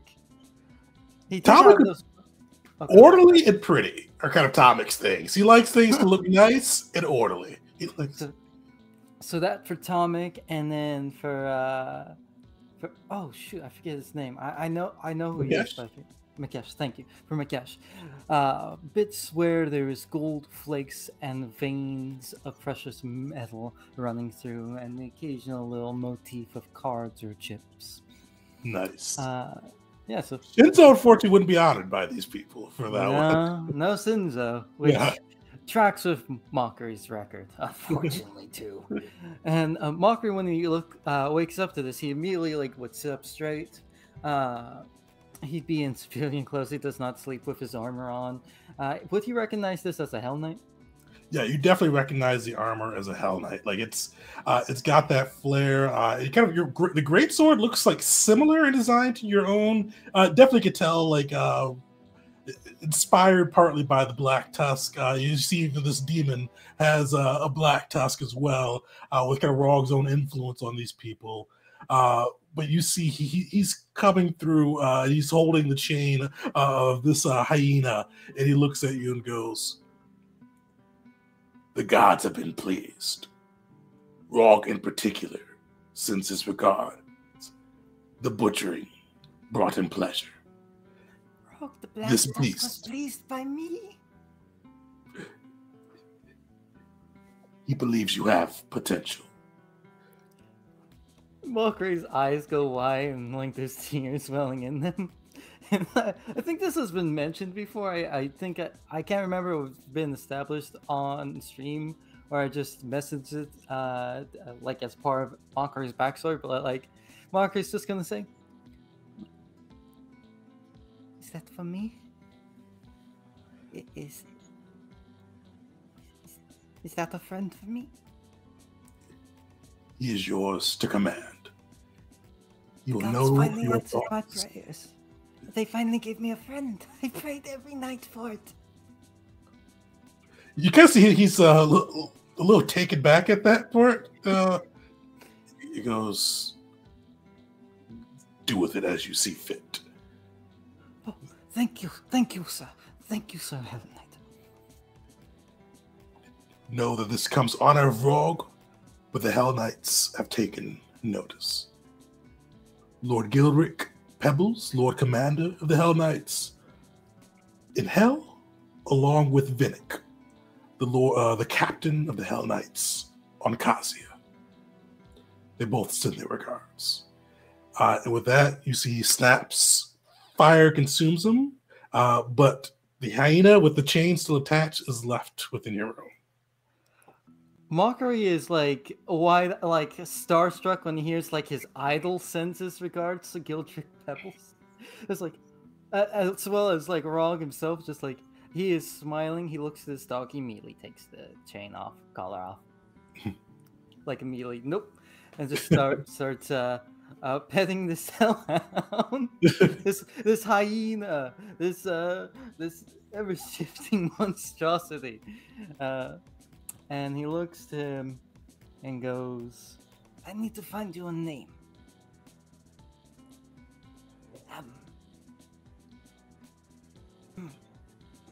I'll ask the others. Yeah, and this hyena, it's kind of a reflection of Mockery. So how is this hyena reacting? It was pretty stoic when the Hell Knight had it chain held and all that side, but now it's unchained. How's it reacting? I imagine if this is a reflection of Mockery, right? It's to anyone just looking at it, looks scary, it looks terrifying, and that stoic demeanor, occasionally the show of teeth as it inquisitively would look around. But the moment that it is left alone with Mockery, and the moment it's being petted and loved, it eats that up, and it seems almost desperate for attention. Perfect. You see, it kind of kind of similar to Belric and Bear. It you have to command it in battle, but it kind of knows your commands more in depth than most animals should. So yeah, you got your Hell Hyena as well. Sweet. With that, what's Mockery doing with his week of downtime? Oh, I still get the week of downtime? Yeah. Yeah. Oh, I should mention, I am putting it up to the rest of the gavel to come up with a name for this dog. Mockery would put it into your hands. If I could throw a possible one out there that I thought of specifically right now, Judge, since we're the gavel. It's your hyena, man. I know, but that's a suggestion. Mockery would give it to the rest of the gavel, hey, I have a dog now. Let's give it a name. think we'll be like, but- oh God. Like as soon as he saw it, like, Yes, they're the ones who gave it to me. it's right. Sorry. It's rather impressive. Mockery. Mockery. Quite the hound you got there. Mockery for his downtime. Shoot, I didn't think I was gonna get downtime.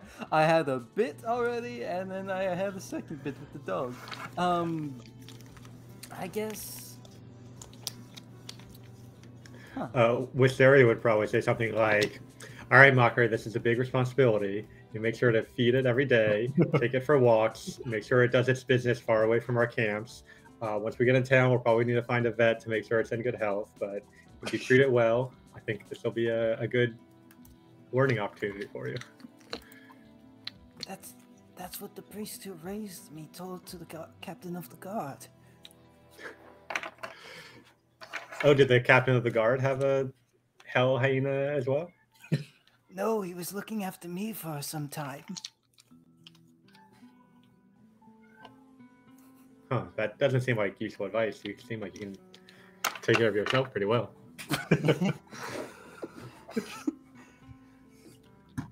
I thought that was a funny bit.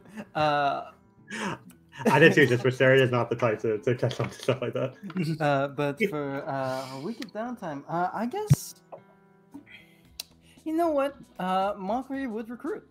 He wants to expand the gavel even more. And Mockery, it's already been established. Mockery is the kind of person who goes like, if you can get it yourself, get it yourself. But if you have to spend gold for something, it's like basic sustenance, go up and beyond. He wants to recruit a chef. Chef, all right. He wants to recruit like someone who can like almost hunter-esque. Like, actually no, that might be not hunter-esque. Just like a chef, possibly someone who can brew their own alcohol. Like someone we can get we can like rely upon to give us high quality meals and drink. Nice. How does Mockery go about looking and recruiting the chef? He set up a stand.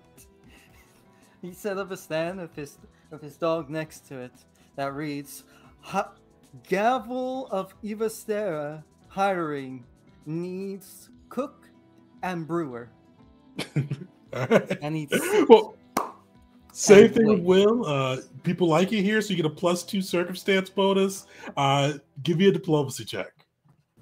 All right, diplomacy. Hold on.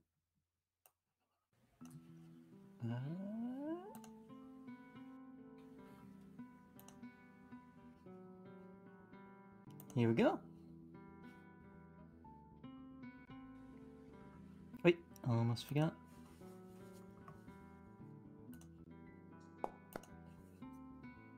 Nice. In Mockery, like you see a lot of people kind of like walking through it, offering their services. Like the people love it. And that's one of the things that people can do here is cook.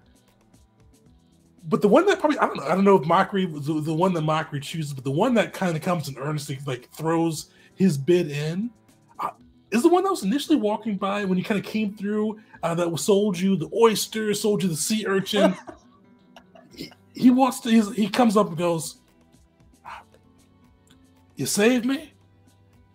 I can cook. Well, I specialize in seafood, but I can cook a lot of Italian cuisine, even a little bit of Codinian cuisine, and I can, because I can brew up some nice beers, and I can even do a little bit of wine and sake if I got enough time to. I'd like to continue hanging out with you all." I didn't expect so many people to come out. For you, my friend, I will hire you. But for the rest of everyone, I would not want to waste your time. You came out here. Please allow me. For the rest of Mockery's downtime, could he also set up a cooking competition? You could definitely set up a cooking competition on that side. Yeah, so you see, and I didn't get this guy a name. I don't think I named him last time. We're gonna call him Boro. He'll be one of the judges at the cooking competition. And Mockery will put up. What's a good amount of money for people here? That These would are like crush their 4 economy? villagers. If you put up a gold piece, that'd be a good win for them. Even like 5 silver would be a good day. So it would be a gold piece for first place, and yeah, just first place. Nothing for second place or third, except for a pat on the back. Wisteria would volunteer to be a judge. And she'll mention she's a very picky eater. So if you can please her, then your food is top quality. You see Boro set up shop next to Wisteria and Mockery. Ostin somehow just throws himself in the mix as well, too. He's like, I could eat. And just- I could eat. My man's just like, oh, yeah, sits down, just like, bring it on. I don't know why that line got me. Imagine becoming a judge for a food competition. Like, I'm pretty hungry. Like,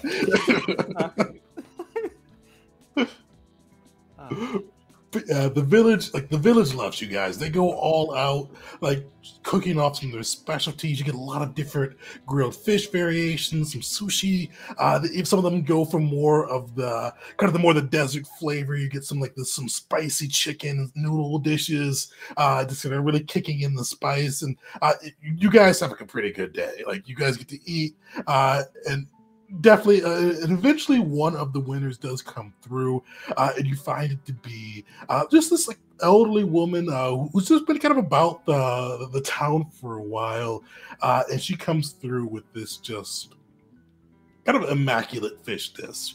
It is it's a rare fish that it takes a while. Like it's one of those ones you probably only don't see every day when you go out there on the boats, but they were able to bring it in today. She just expertly prepares it, and it's just a phenomenal dish. Just kind of lifts your spirits when you eat it.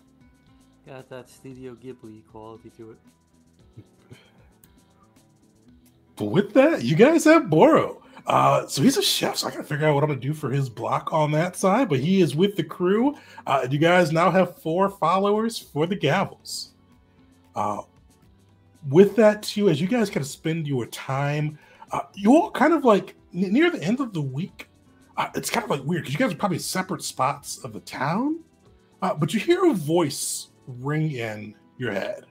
And Will, probably a little disconcerting because it's a different voice than you're used to in your head, but it's a familiar voice.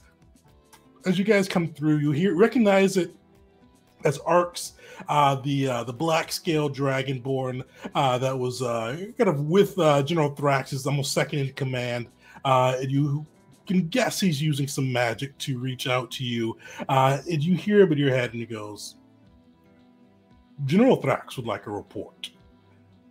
We have dealt with the reclaimers. We'd like to know what has come of the villagers. Feel free to speak or think. I can hear either way. We saved them all. that we did. Well, maybe not all. We saved quite a few. As And we have many discovered- as were possible. Yes, and we have discovered the source of the operations, and we have put a stop to the local chapter of the source of their operations. Wisteria coming up at 11 with more details. Yes, I'm fetching my journal 1 minute, and you can hear like flipping through words. She's like, yeah. So the chapter of the Arisen, sent here from Ada. They're were led by a person named Zarin, who we eliminated. They were trying to use the soul energy of the villagers to establish a portal from here to Ada, and on the other side of the portal, we saw a large contingent prepared to enter Eteria, but we stopped the ritual and prevented that portal from fully opening. A majority of the villagers of Batavia have returned safely. We also rescued Austin of the University of Hecca from their prison, and as well as Vase, who claims to be the leader or a leader of the Reclaimers. We are eager to bring him to Thrax. You hear Arx chuckle and go, Thrax will be eager to see him. He took a piece out of him, but the man fled. The General Thrax welcomes you to Akara. If you'd make your way to the city of Clantanza, he has a villa on the outskirts of town near the water. He'd invite you and extend his hospitality to you to hear more of your exploits, to tell you what he encountered with the Reclaimers, as well as see if there could be more opportunities for partnership. Know that you would come under the blessing of the 13.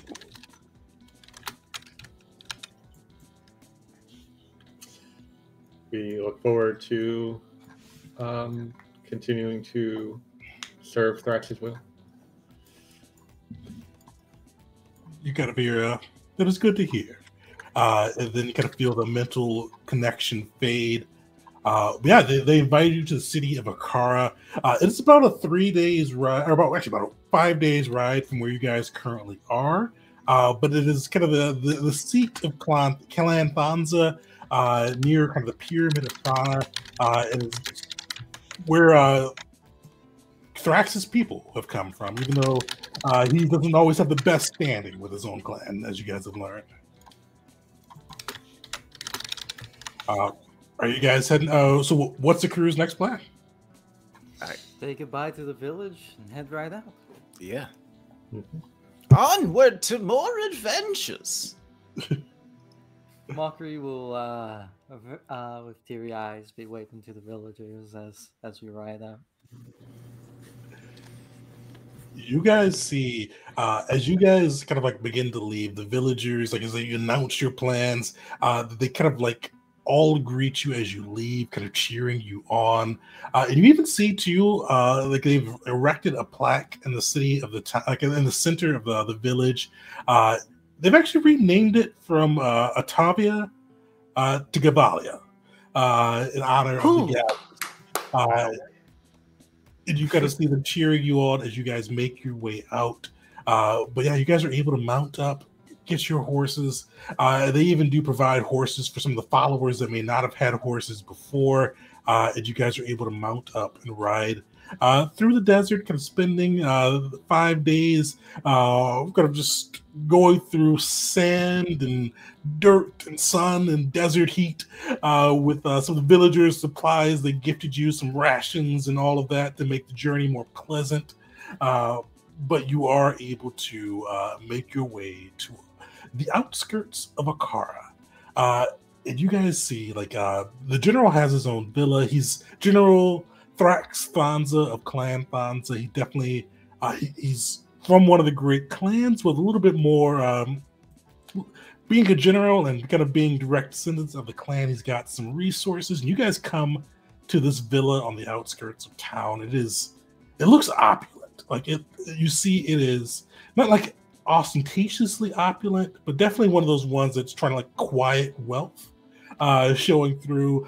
You see it has kind of well-designed kind of a gate across it, which is kind of mixture of functional as well as form too. You see it has kind of like emerald painting on it, but it's definitely kind of cold iron and steel beneath it. But as you guys get closer, you do see kind of members of the 13th patrolling through, and you see kind of they spot you, and one of them starts to head your way, kind of moving through this dragonborn in the black and silver colorings of the legions. Starts to kind of move towards you, shield and spear in hand, and he goes, "Halt! State your business." It's not one of the people we knocked out, right? It's not one of the ones you got. Yeah, it's not that crew yet. Good. We come bearing good news on the blessing of the 13th. We come to see Thrax. You guys see him look at you. Gavels. Correct. That is us.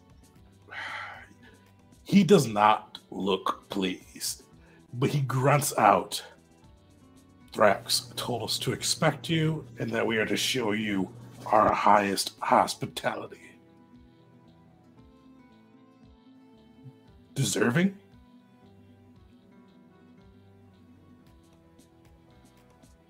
He kind of Was lets that a that hold. question? I certainly That is- hope so.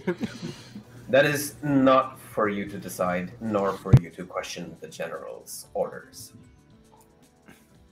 Give me an intimidation or diplomacy, your choice. I get a +2 circumstance on that one too. Ayo. I will certainly try. Yeah, that would have to be intimidation. So if I could, +2.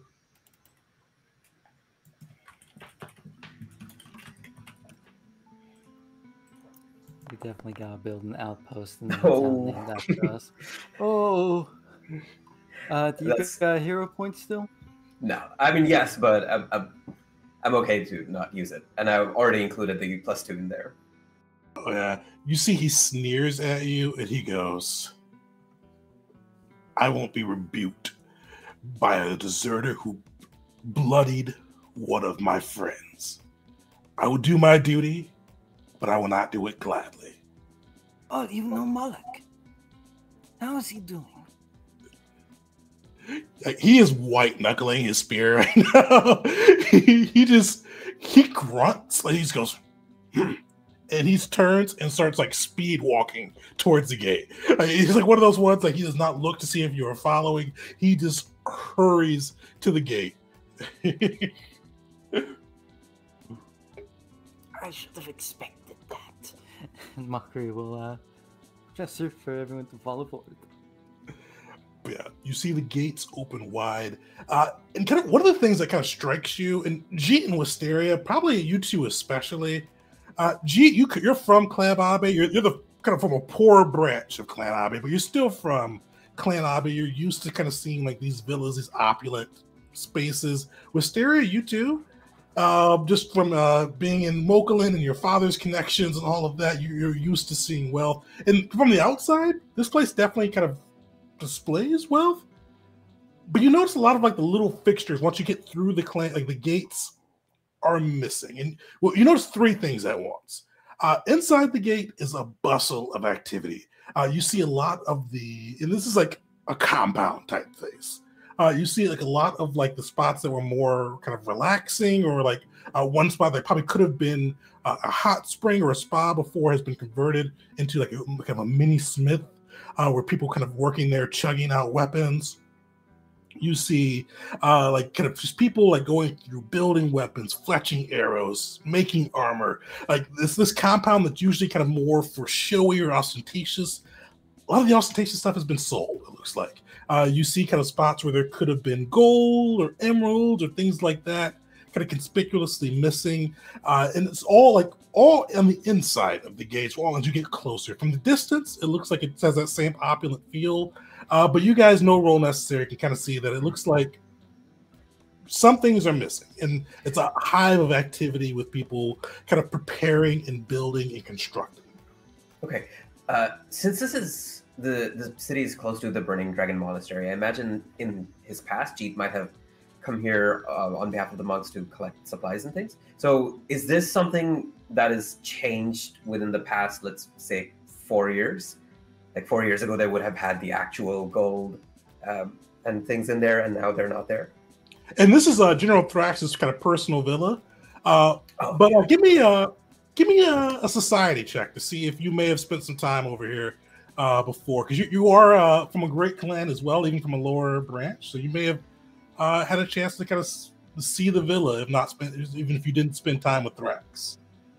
Fortunately, you didn't get a chance to see the villa before.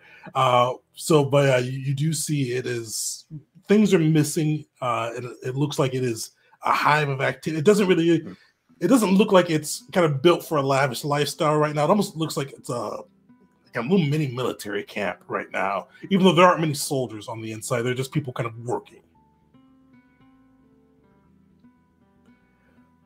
But as like the gates open, you do see Arx kind of come through, the black scale dragonborn in his robes with kind of like little military markings and even some kind of pieces of armor just to kind of signify his rank. And he goes, well, good to see you all in person. General Thrax just will be here probably in a few hours, but he told me to extend his hospitality to you to get a chance for you to freshen up from the road. And he invited you to dine with him tonight. He has an opportunity to discuss with you, and he would like to hear more of what took place. So please, the villa is yours. Take time to clean. We've offered refreshments in the rooms we prepared for you. And Thrax, once he returns, will be ready to receive you. Thank Hikari. I haven't had a proper bath in... It's been far too long. Let's not discuss the actual length of time. I understand completely. The hard life of a soldier and adventurer is there's usually few and far between a good bath and a good scrub. Thrax hasn't forgotten, has he? About our duel? Oh, I'm sure the general has not. He often likes to flex his might, as you may have seen. And he kind of looks, because I assume you guys brought Vase with you too, right? Yep. Yeah, you see he comes and kind of like gets right into Vase's face and he goes, and he'll be most pleased with the gift you've brought him. You kind of see him gesture to like the few soldiers that are around. Restrain him until the general comes back. And you see kind of one of the soldiers runs up and kind of grabs him and goes, but please, to the villa, take your time. The general will be here. He's just leading the legions closer to the city. But once they arrive,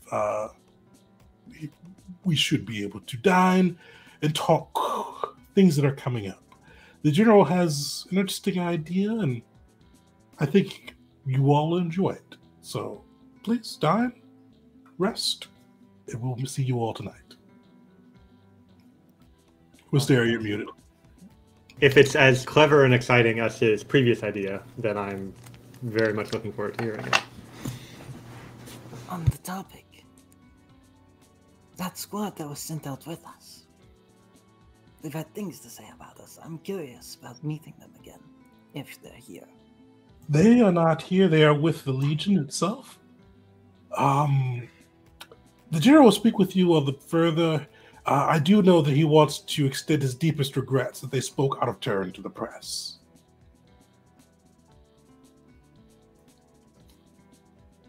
Yeah, I suppose that was to be expected. We knew that what we were getting ourselves into when we signed up for it, so...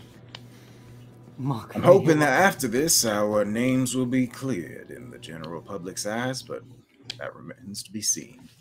Of course, and this shouldn't have happened. The 13th Legion and Thrax's own orders are not supposed to speak to the press. He spoke out of turn. But as I said, that's a matter for the general. Mockery opens up his little notebook, pulls out the image of him that was in the paper, the artist rendition. I actually thought this one was pretty nice. And you see Arx kind of looks at it and you see his scaled eyebrows raise and go, so you say. Yes. Perhaps something I can look like one day. As Mockery puts it away. Perfect. They gesture you in and like kind of the same thing on the inside. Like it looks like from the outside, like even with some of the mixing fixtures you guys saw, it looks nice. But on the inside, it's still like nice, but a lot of like the opulent, the decadence has been removed. It is like bare. There's not artwork on the walls. There's not kind of material possessions around. It's almost purely functional at the moment.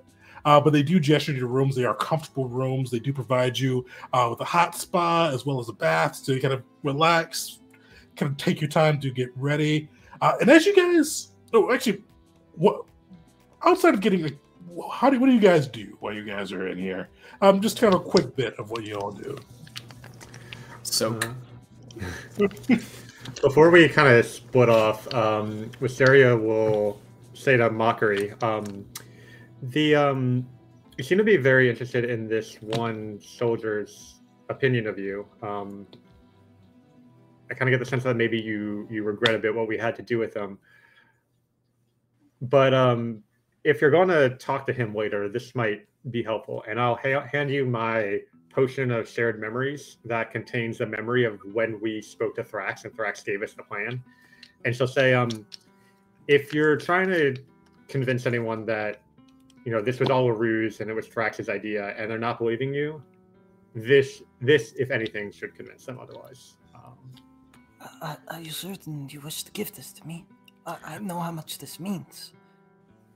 I mean, I was hanging on to it in case things didn't turn out as planned, but seems like everything is going pretty smoothly. So, I wouldn't. Maybe you can hang on to it. Just don't use it until we meet with Thrax and everything's all cleared up. And he's agreed to help restore our reputation. But I don't see any issues with that. So, thank you. Thank you.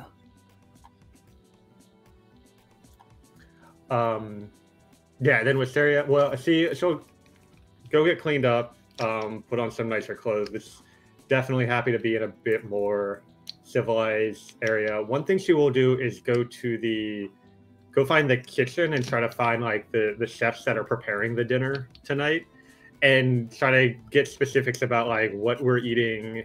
And she'll say like, technically, yes, I am Atarian heritage, but please don't make sure that I don't have anything too spicy. If you have any like fruit, that would be preferable.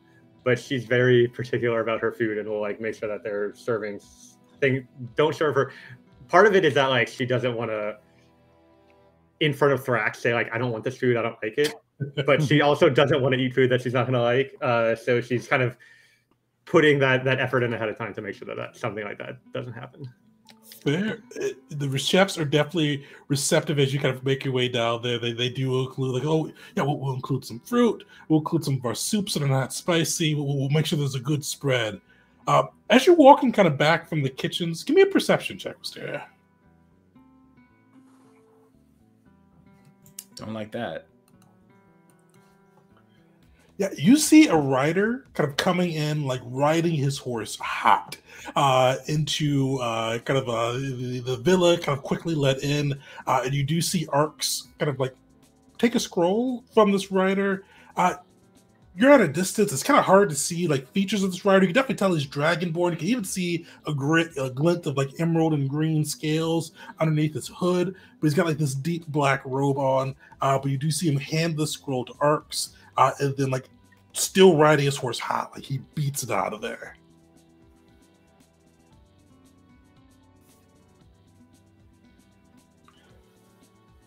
Mockery, Will, what are you guys doing?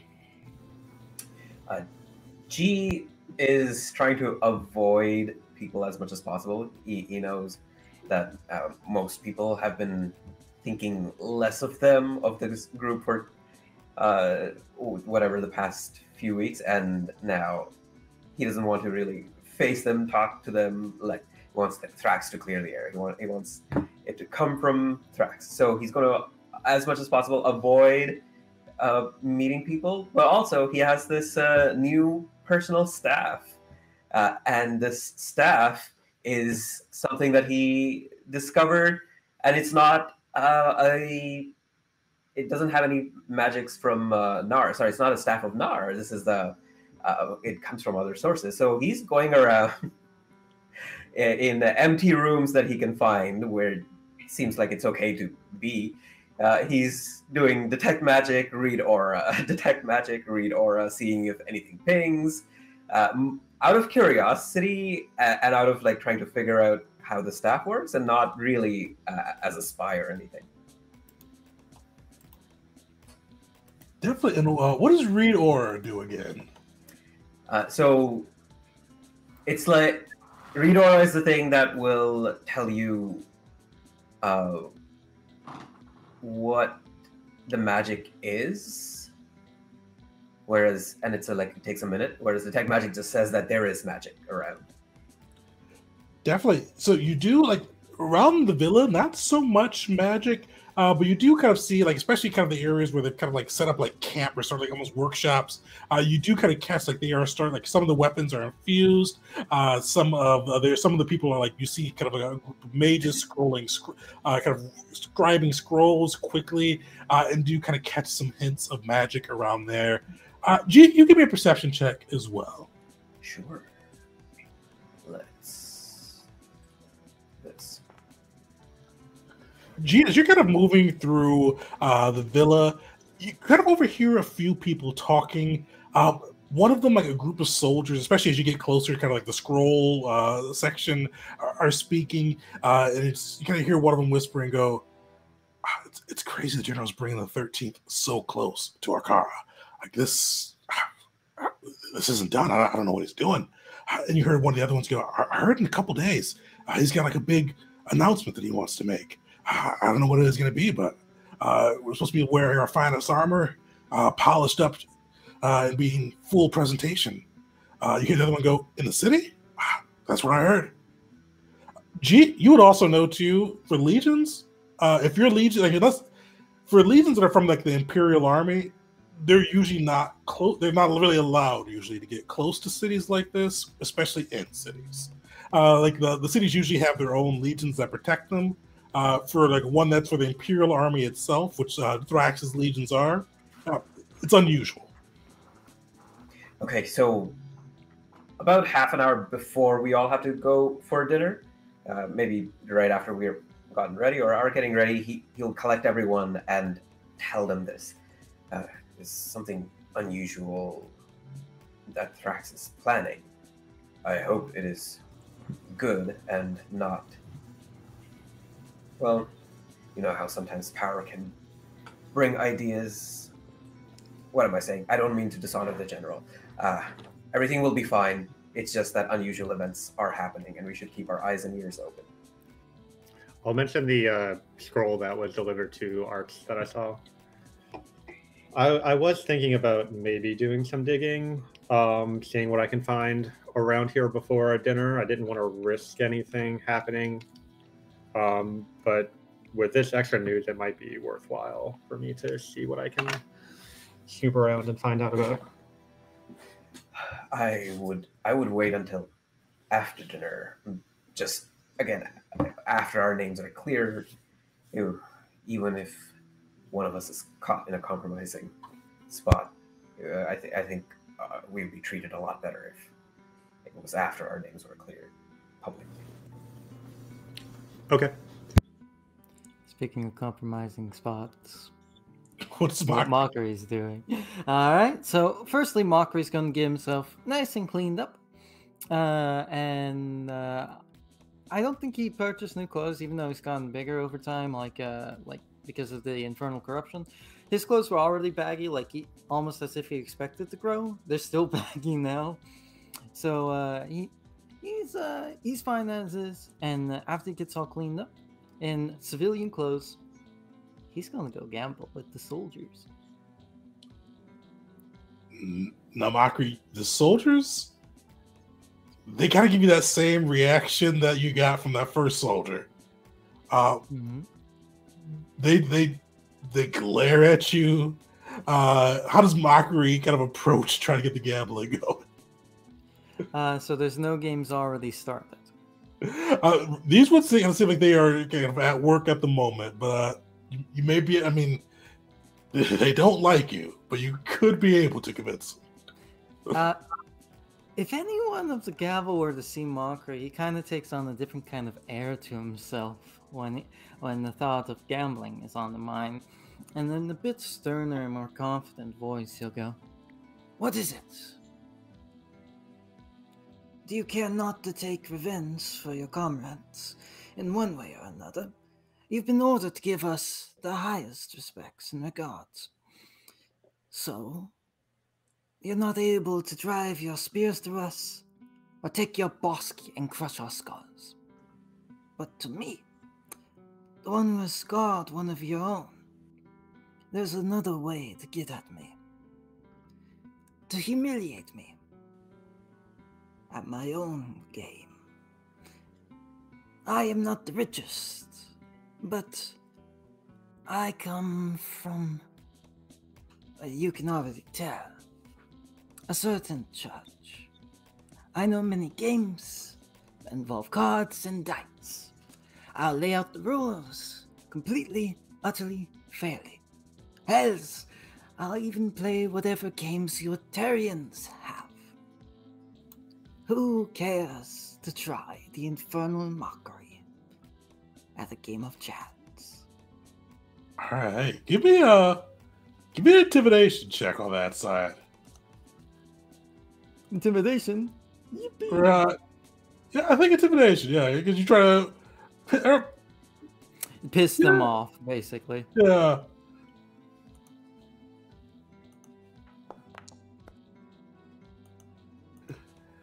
You see, like, one of them tries to, like, look like you kind of come across a group of 3 soldiers kind of like standing around the perimeter. One of them tries to just act like you could tell, like, he is gripping his spear. Like, you can hear the creak of wood as he tries to act like he can't hear you. But one of them, like, just goes, "No, this won't stand." One of his buddies, like, tries to, like, "The general said to extend the courtesies to them." He shrugs off that guy, goes, "No, if I can't stab him, I'll take his goddamn gold." And he throws down five gold pieces to the ground. Soldiers' wages, like, so that's his money. He throws it down and he goes, "What game we playing? Try to beat you blindfolded." Let's play poker. Anyone else care to join? Even if he flunks out through ill skill or what he may claim to be ill luck, one of you might be able to save him. You see the one that was kind of white knuckling his spear just literally turns around. Like, he turns his back and just act like this is not happening. Literally turns a blind eye to this one. The other one just kind of shakes his head and, like, he tries to, like, pull on his buddy again, but the guy kind of throws him off one more time and he just shrugs and goes, "The general probably won't be pleased with this." So be it.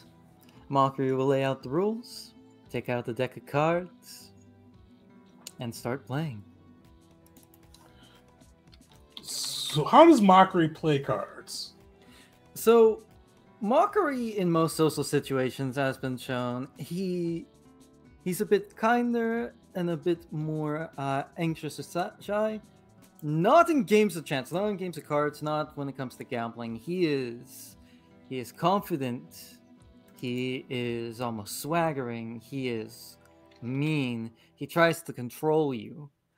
He tries to bring out your rage, your anger, and just control every little move you make. So I'd say I put that as intimidation. If you like, I'm rereading Darth Bane, as you know, the Sabak scene with all the possible bad things that can happen with the Sabak scene. May I roll intimidation? So yeah, we're gonna do this one's gonna be a contested roll. This guy's perception versus your intimidation.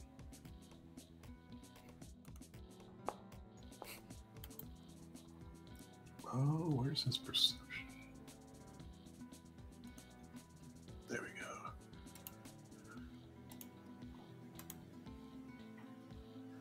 Oh damn. I can't beat that. The hell? Oh, shit. This is the most perceptive man on earth. You see, like, come through, shrink.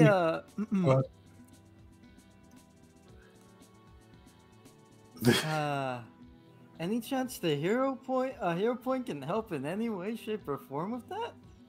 Or did Mockery just beat at his own game? This man sees like what Will is doing right now. Unfortunately, he takes takes your GC on this one, but he does look angry enough to go again.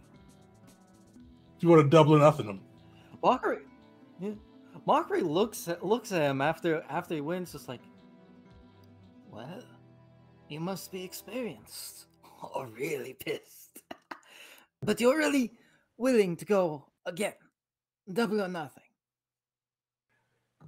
You see, he nods. Just like he throws all 10 of the GC into the mix and goes, "What you did to Morlock, I want you poor and haggard." He spits and says, "Fiend spawn."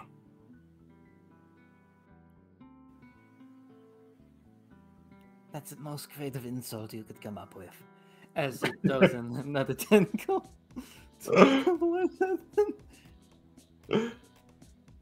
This one, he's going to try on this side. You see, like he feels a little bit more cocky and confident. He's going to try a little bit more of a deceptive strategy here. Mockery, which way are you going? Double down. Piss him off.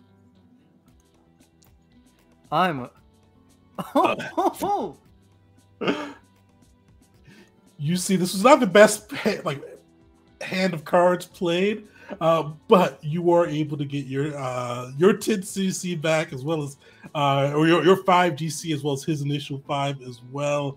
And you see he just looks pissed. You see he throws the cards on the ground and storms off. Just drops them all there, grabs his shield spear, and just storms off and just yells out, "Fiend spawn!" as he walks away. Mockery's gonna go up to the guy who's trying to pull him away from it. Toss him the 5 gold, and the initial 5 gold, and just say, "Make sure to give that back to him. I just wanted to see what the Legion could do." He pushes it back and says, "You want it. It will be dishonorable." All right.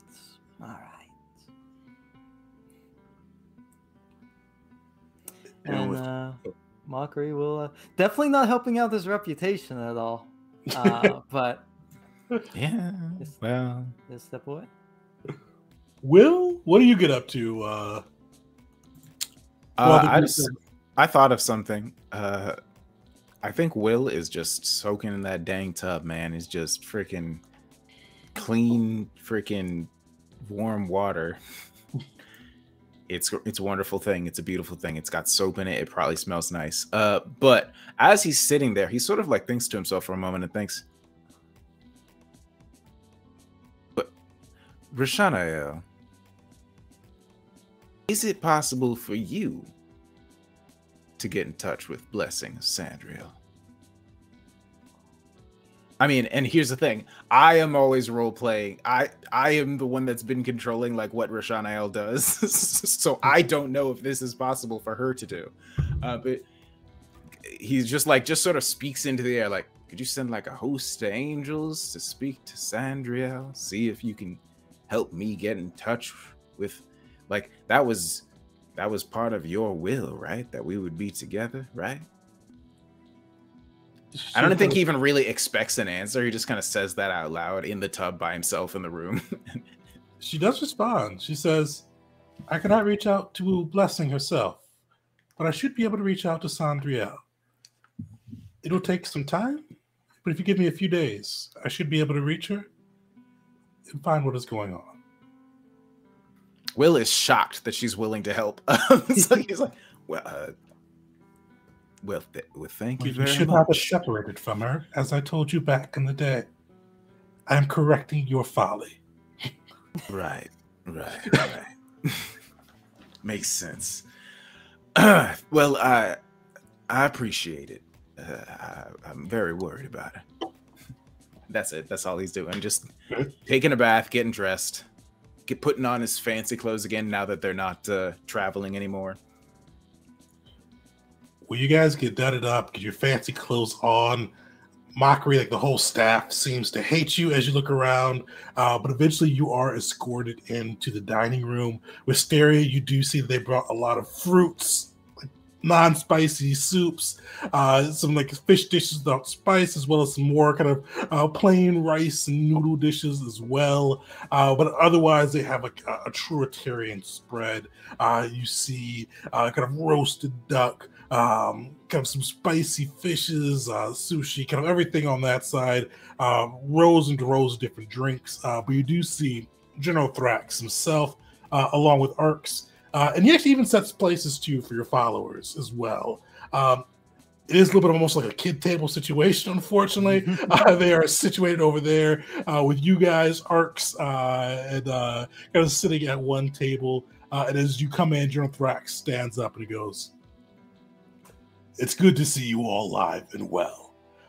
If what I heard from Arcs, it seems like you have heard a fruitful adventure." Mockery does the same bow he did to Thrax when they first met, all the way on the ground. Right. That is not necessary. If what Arc said, it seems you wish to follow through on our duel. Of course. It would be an absolute honor. Today, right now, we are eating. But tomorrow, as I've given you my word, we shall duel. But you all sit, eat. I think we have much to discuss. And thank you again for the gift of young Vase over there. As he tried to flee, I threw a javelin at him and nicked him. But the little bastard could run quicker than I thought. Hold on, you're saying he escaped? I'm not sure how he did. I'm not sure how he wound up with you either. But I threw a spear at him. He ducked into a room. I opened the room and he was gone. And now we have returned them to you. Well, it seems that it's gotten away now, so we might have to go get him again. All right. Well, No, sorry, that's He was referring to the first time he met Vase. right. Yes. Right, my bad. I missed that part. So my leading theory at this point is that the Arisen and the Reclaimers had some sort of contact with each other. The fact that they both use Fathomless as servants seems to support that. So I'm not exactly sure how he escaped from wherever you encountered him, but if you had clearly taken out all the Reclaimers, then he probably went to the Arisen as the only chance for, only place where he knew he could find potential allies, and it seemed like that didn't quite work out for him for whatever reason.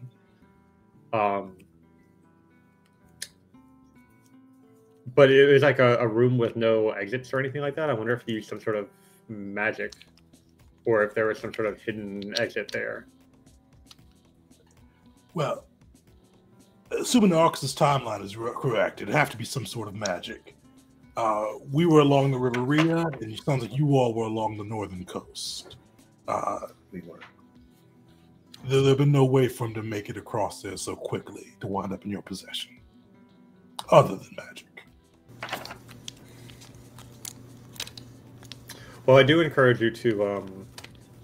We did our best to get what information we could out of him, but I'm sure he has more that would be of use to the 13th. Might answer some of those lingering questions and make sure that there's no other cult members wandering around Eteria that need to be taken care of.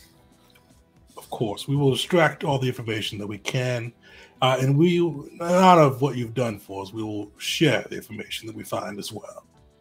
Is most appreciated. But we've talked about what the past is. I've never been one to beat around the bush. I like to cut to the point. You're the Gavels of Asera. Last time we spoke, you said you wanted to find your own calling. That's why you split off from the Arbiters. I ask you this plainly. What do you want? What do the Gavels want to do in this world. Mocker is about to say something, but he cuts himself off. Looks to everyone else first. Well, I think it's rather simple. We want to see peace in the world. That's really all it boils down to. At the end of the day, of course, there are a great many things that we would like to do to achieve that, but in the long term, that's what we're aiming for. Make the place, the whole world, a little bit less chaotic. And you couldn't do this with the Arbitus? Not the way that we felt was the best use of our time and energy. They set us upon jobs that were better due for the gods. And that is not an insult to the gods. But it was their job, not ours.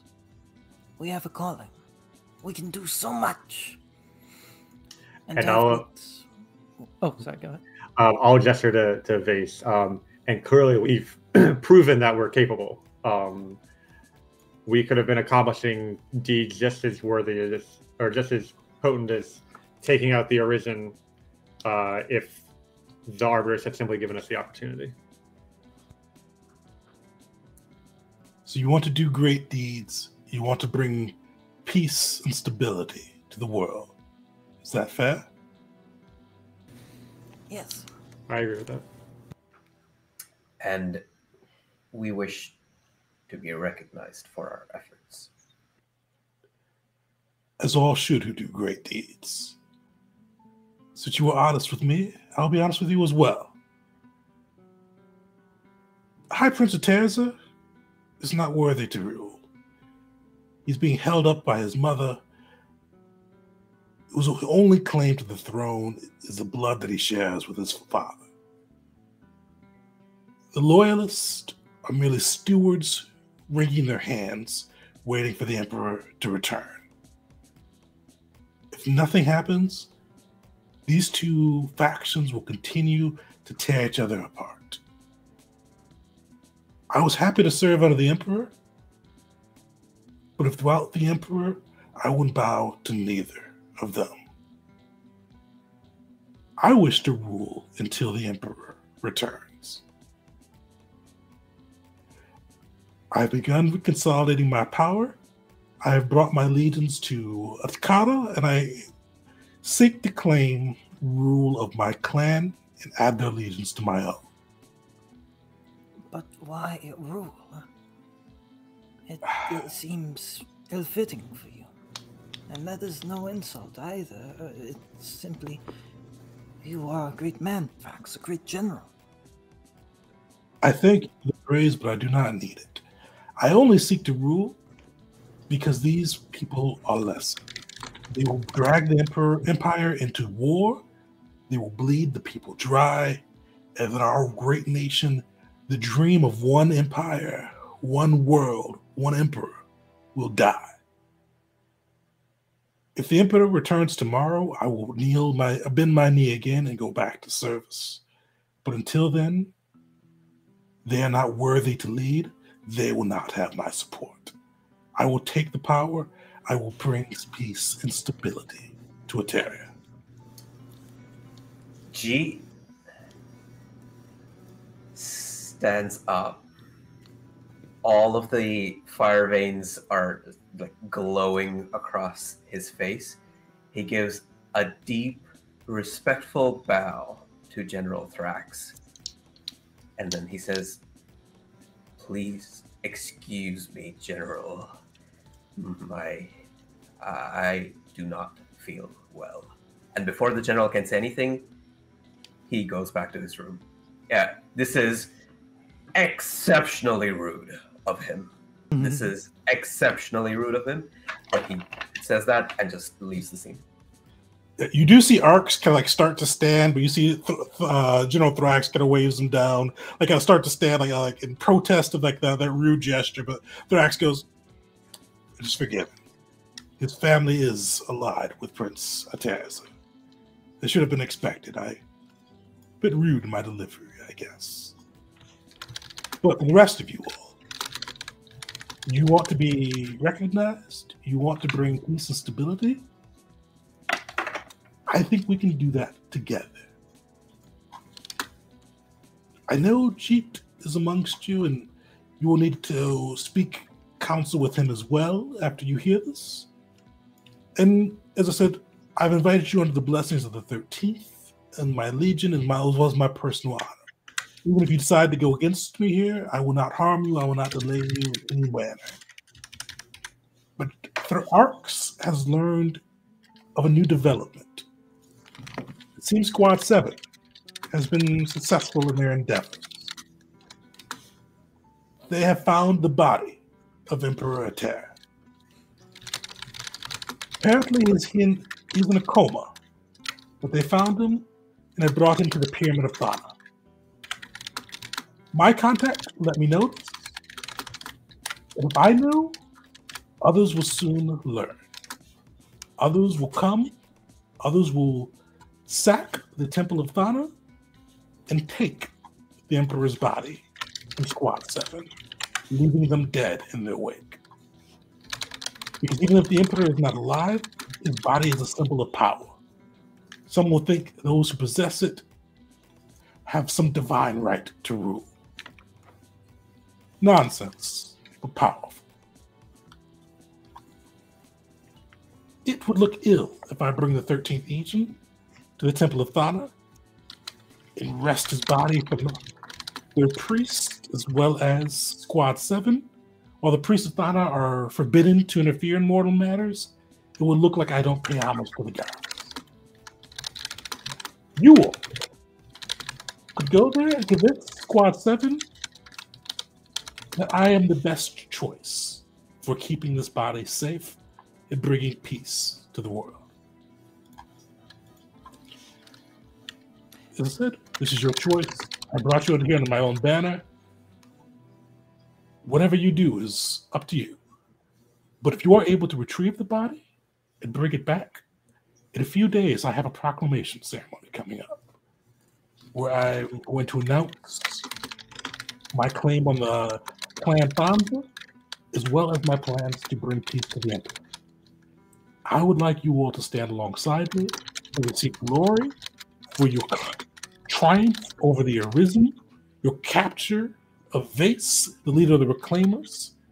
It showed that you, not Heir Squad 7, who found the body of a man in a coma, you are the ones who have truly benefited Eteria and claimed and fulfilled the mission that the Arbiters claimed to serve. Glory, power, and a new future for both Eteria and Wells the Gavels. But choice is yours. You'd see Mockery's face would no longer seem anxious. His eyes are sharp. He'd be looking right at Thrax, listening to all that, his fingers clasped together, his ears slightly aback.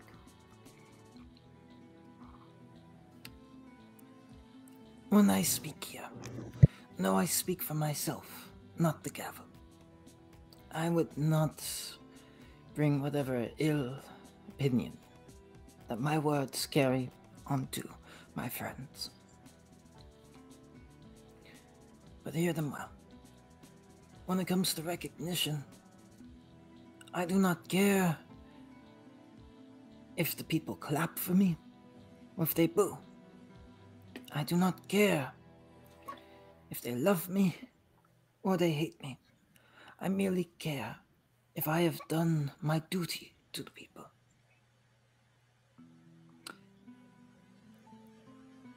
And my duty is to serve. It has always been to serve.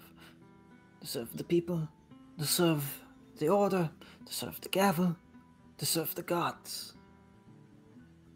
It's been to serve.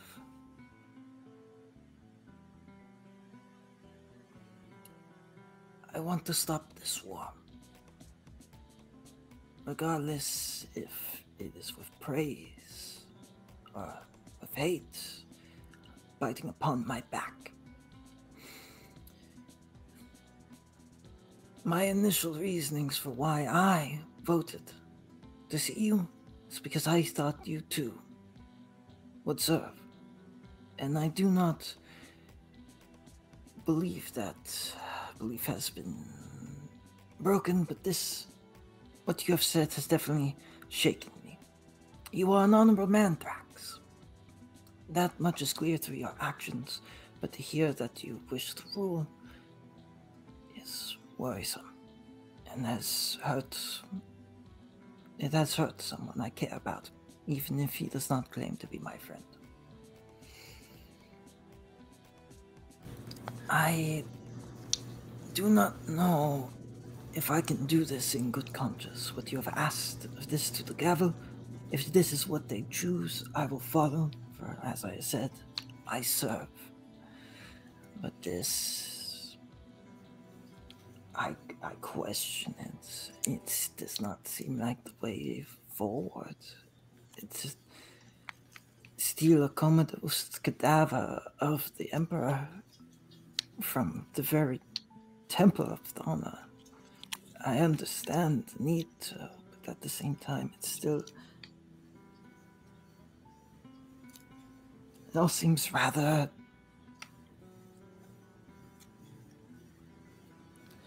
I know war can take actions that are somewhat reprehensible, but this is much. This is much. And he stands. I apologize. I too must see myself out. I will allow my compatriots to continue listening to your proposition, whatever information you may have next. I will read the reports for Steria, right? So, trust me, I will miss nothing. But I cannot listen anymore. My heart sinks heavy, and I feel my blood quicken. I apologize. And You Mark see, will get himself out. Gives you a short bow, and the only thing he says to you, sometimes the only way to serve is to lead, especially if there are no true leaders to serve. Mockery will hear this, remember this, and without the character knowledge I have, damn, are those words gonna ring true eventually once he... Yeah.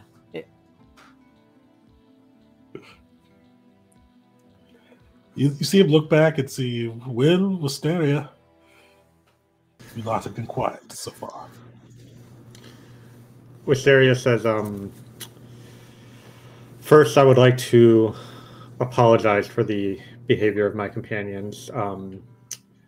To leave the conversation is not respectful and does not create a space where we can discuss these things more openly. But having said that, I've come to learn quite a bit about you in our exchanges, Thrax. The way the common people look up to you, the way you have taken the opulence of this palace and turned it to practical use, the way you have pushed for helping this nation when others sat by. I can think of no better fit to rule other than the Emperor himself. It would be my honor to help you however you can, but understand that my first responsibility is to the gavel. I will discuss with my companions. I will do my best to convince them that your way is the way that will bring the most peace. But as a leader, you need to make compromises sometimes. I've made compromises for the gavel, and I don't regret any of those decisions. But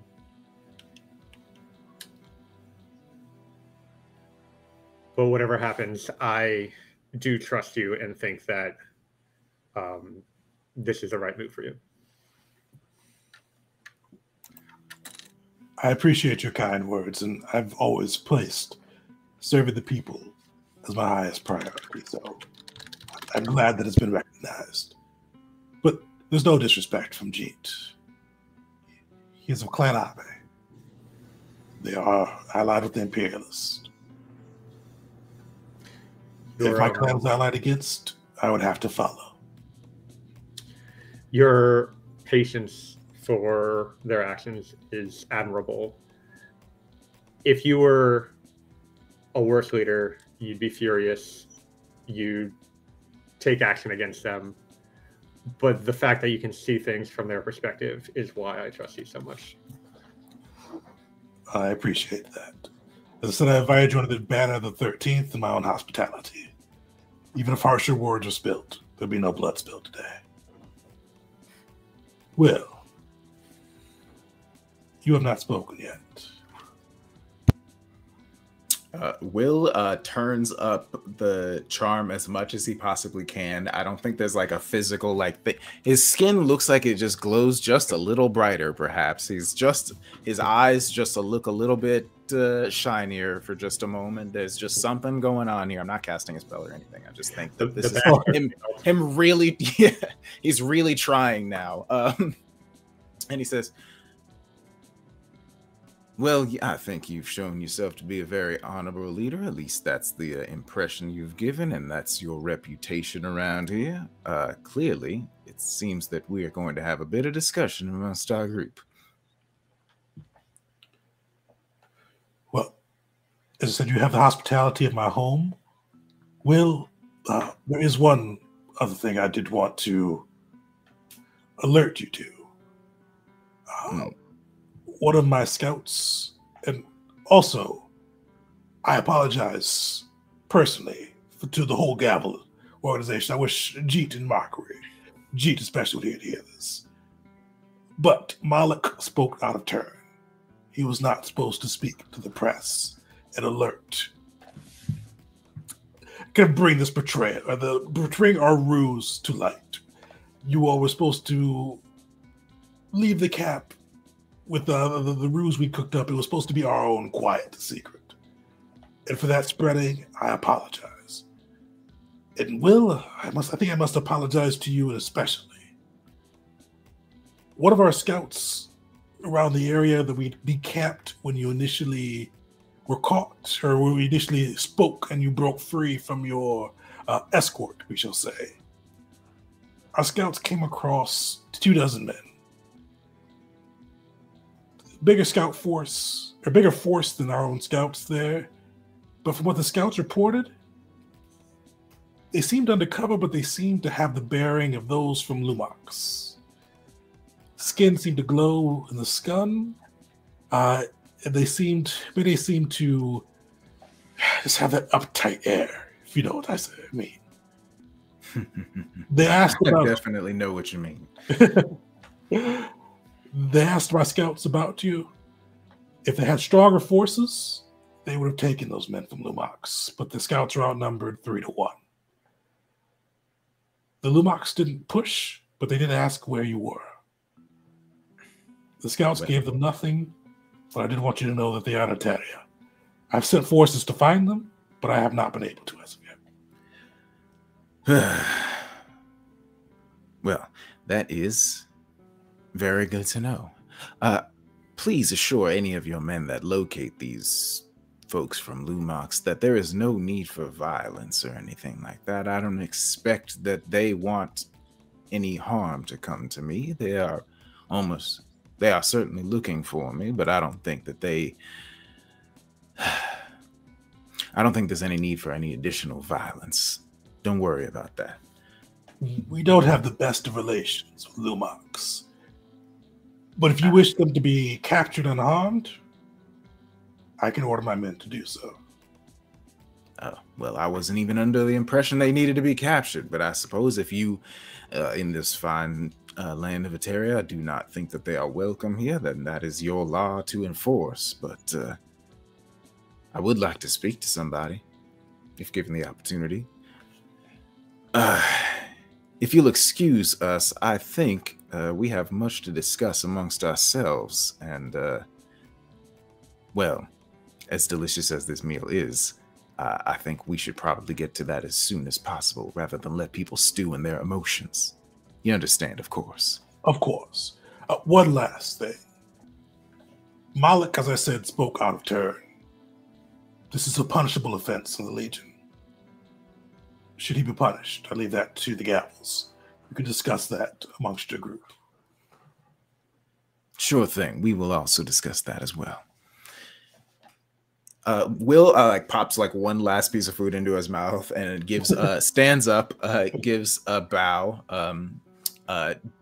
He does the very formal thing that probably I don't even. This is like a thing in Lumox, but he pulls. He gestures for Wisteria to follow and like essentially like pulls her chair out for her and shit. Like he's doing like his full like crazy nobleman shit. And I suppose the two of them leave unless Wisteria has something else she would like to say.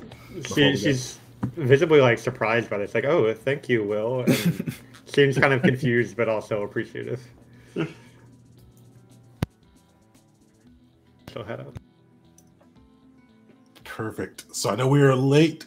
The Gavels do get a chance to regroup. Is there anything quick you guys want to go over before we wrap up the session?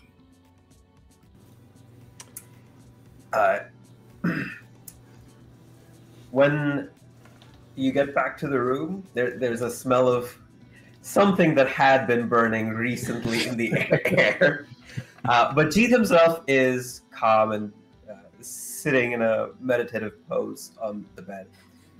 He'll say two things. So first, he'll ask Wisteria,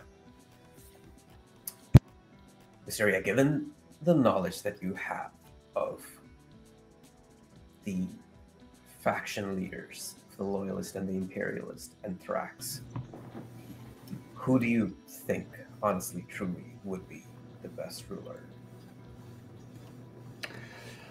My information on the other leaders is secondhand from books, out of date, far more limited than I would like it to be.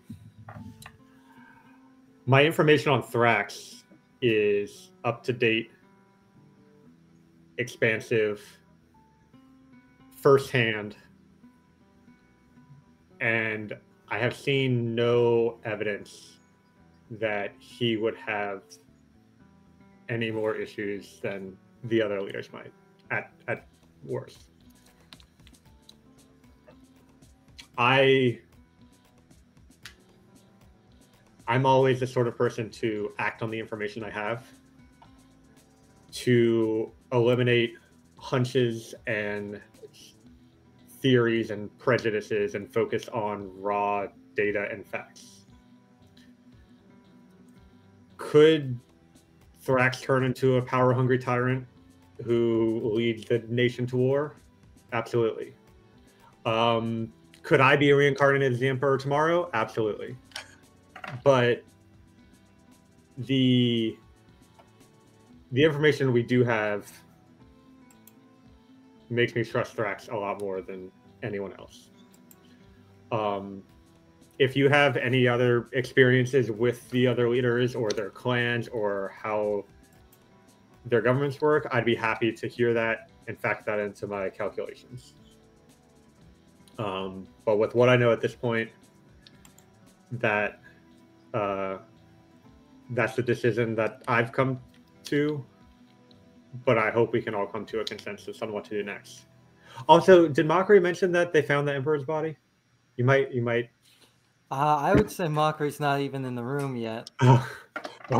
They found the Emperor's body. Oh, Mockery, where are you? I feel like Mockery would he would not have returned to the room. I feel like he's out either curled up into a corner or pacing. To anyone else, he looked like he's fuming, holding his sword in Warthog grip, eyes narrowed. But anyone of the Gavel who would see him, who have known him for long enough, he'd look absolutely terrified, clutching his sword close, almost like a teddy bear.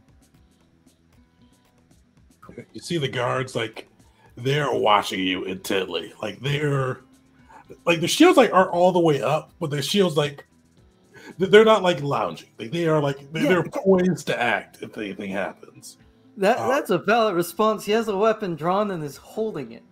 Yeah. By the blade. Pacing.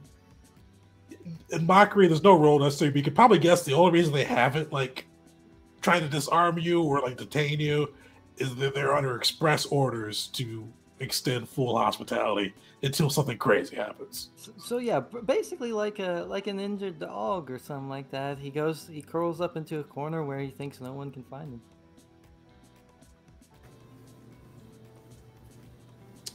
But yeah, Wisteria will explain to Jeet about how Squad 7 found the Emperor, but he's in a coma, and they're bringing him to the Pyramid of Thana, but Thrax is nervous that others are going to try to take the body and wants to send us to take the body and bring it back to Thrax.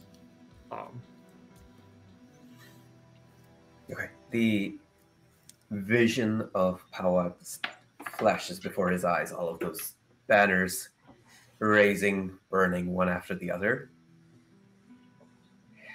He blinks a few times, looks at Wisteria and says, if Thrax is truly the best person to lead the Empire in the absence of the Emperor, then I will not oppose him actively. If I cannot use my abilities, my abilities for the Empire and for the High Prince, then I suggest that we find a different course of action entirely. We came here to find the Emperor and to get him back on the throne. That second part was, I admit, unstated. We all assumed that if the Emperor was found, he'd be put back on the throne. Squad 7 has found the Emperor. I suggest we focus our efforts on putting him back onto the throne. For what reason do you trust the High Prince more than Thrax? I do not. Okay, so then what reason are you reluctant to assist Thrax? Because then I would be betraying my clan and my family. And helping the High Prince would not be that, because our clan is sworn to the High Prince. That is correct. Will's just standing there very awkwardly. Well, I'll be honest with y'all. The arc of my life has caused me to be very distrustful of most authority figures. But what if we didn't have to necessarily choose one? Our goal was to find the Emperor, correct? Our goal was to try to return the Emperor to the throne. As you said, it was unstated, but that's kind of the implication. That we assumed that if he was found, he would be able to return to the throne. This is a unique circumstance, and I don't think any of us was expecting. What if we went along with it? Got to the Emperor, found the Emperor's body, retrieved the Emperor's body as instructed, and just did not return to Thrax. What if we found a way on our own to sort of revive the Emperor? If it weren't for the fact that Thrax has our reputation in Eteria in a stranglehold right now, I would not hesitate to agree to that plan. And even though he does still have our reputation in a stranglehold, I still think, Will, your plan is the best plan. I mean, we could always simply accept his help, go through with this pomp and circumstance, clear our names in the local community, and then agree to go do this mission, and then do whatever we want. Just a thought. He did say he'd announce you guys in 3 days' time when you returned. So, Oh, when we got back. I don't like that. You should say something else. there's a lot of things I like about this plan. Let's say we get the Emperor's body. What would be our best bet at getting him revived? Obviously, that'll depend highly on what exactly put him in his state, and if we can get the body, that'll help provide some information in that regard. And in my opinion, he's already being sent to the place that would be the best place to find out. The Pyramid of Thana, right? Thana's the goddess who blessed him with his immortality. That is the place most likely to have a solution, whatever has befallen him. So, I'm saying we could cut him off at the pass. I've always wanted to say that. We do not have to be alone. The Imperial Guard might still be loyal to the Emperor. Out of game, I believe some of them have gone over to the 13th, but do we know if all of them have gone over to the 13th? So the Imperial Guard hasn't gone over to the 13th. They've stayed pretty neutral. Yeah. But you did hear about Squad 7 interacting with the Imperial Guard, and that many of them were kind of falling prey to a sickness, and had been their Wervins and Drakes had gone out of control. Squad 7 helped subdue them, but the Imperial Guard seemed to be in rough shape. You probably seen with their Emperor in a coma. They've got, and Jeet knows this, they've got a mental connection to the Emperor. Him in a coma probably puts them in a rough state. Okay. So the Imperial Guard may not be at their peak strength, but they would still help protect the Pyramid of Thana, the Emperor at the Pyramid of Thana. News came of the Emperor's familiar, yes, Zrylin. If somehow the familiar could be contacted, perhaps could be convinced to also come to defend the pyramid with us. I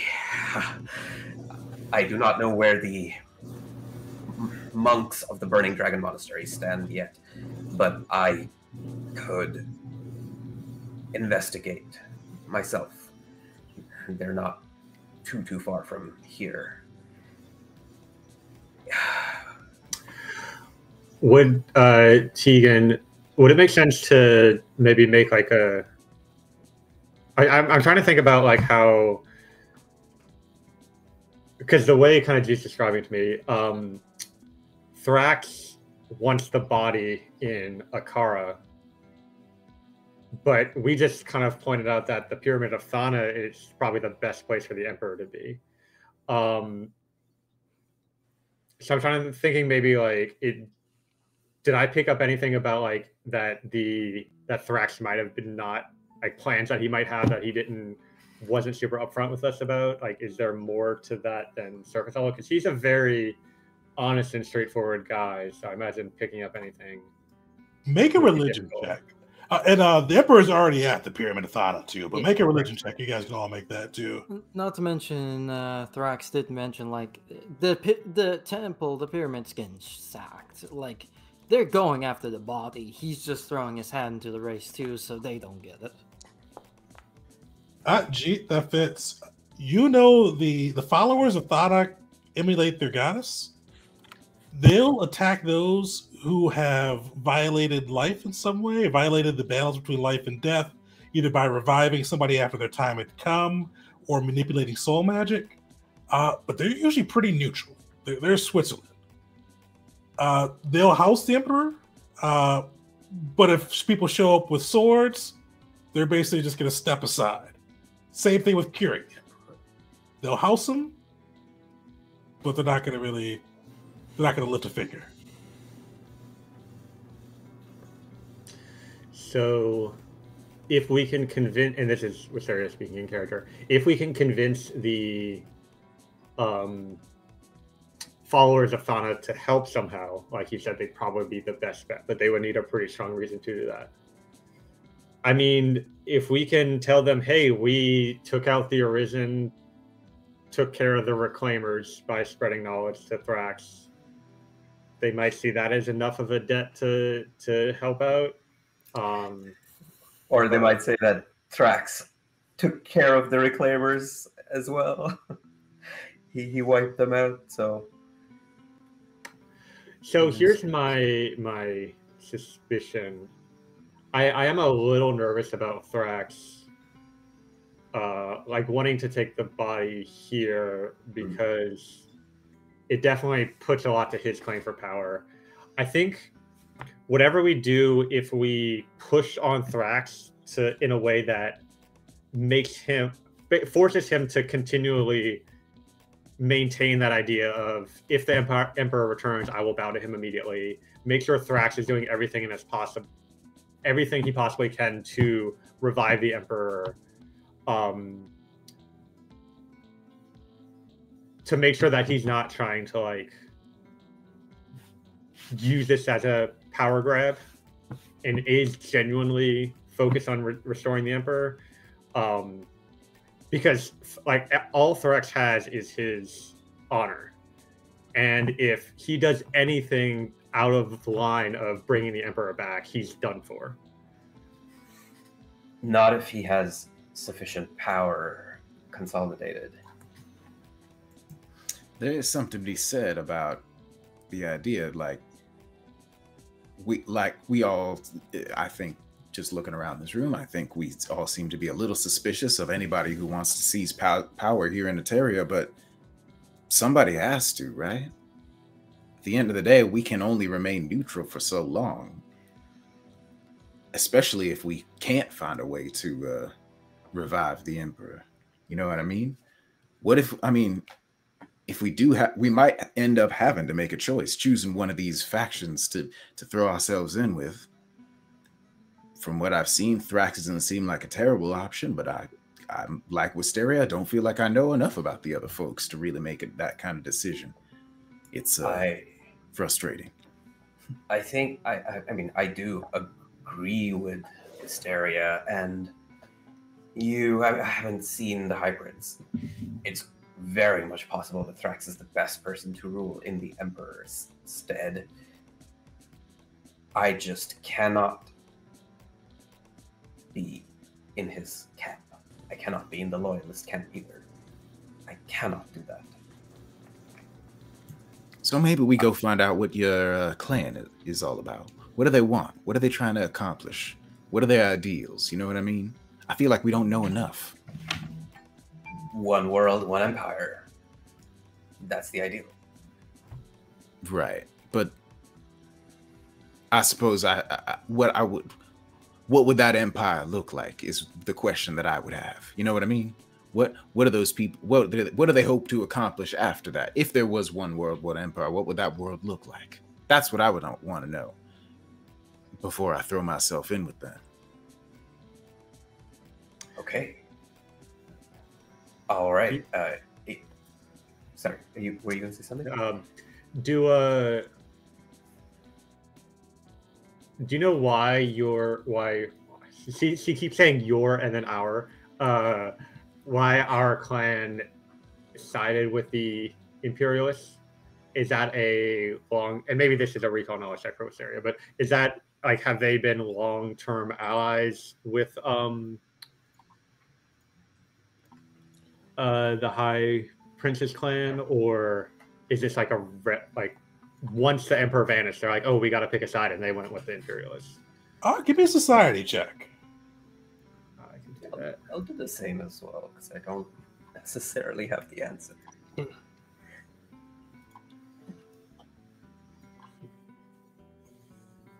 Perfect. So G, you know kind of like some of the specifics, but not like too in depth.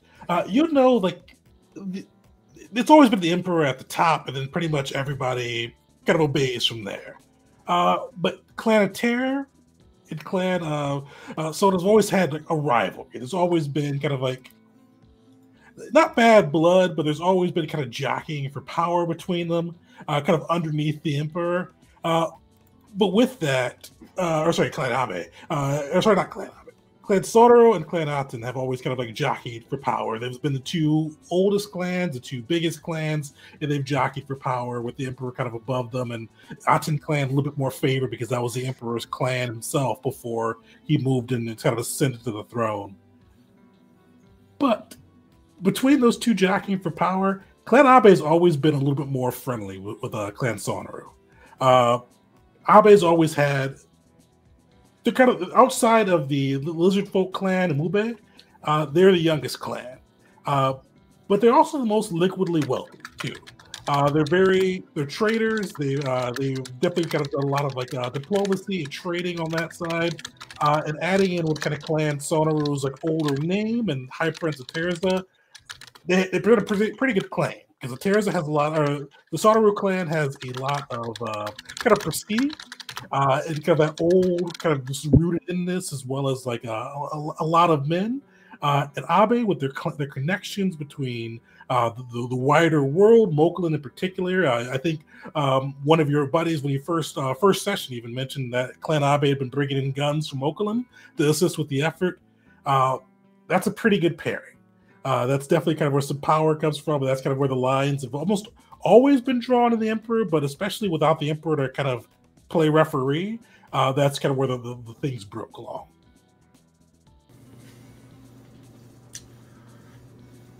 Real fast, at some point, prior in the conversation, could Mockery have snuck in? Oh, definitely. Just like unnoticed yet.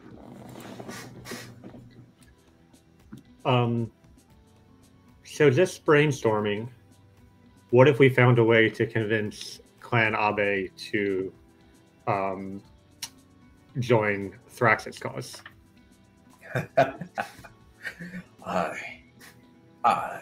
Clan is not one person, and even then you will find that members of the clan who have remained in Eteria, subtle dig, are not so easily swayed over.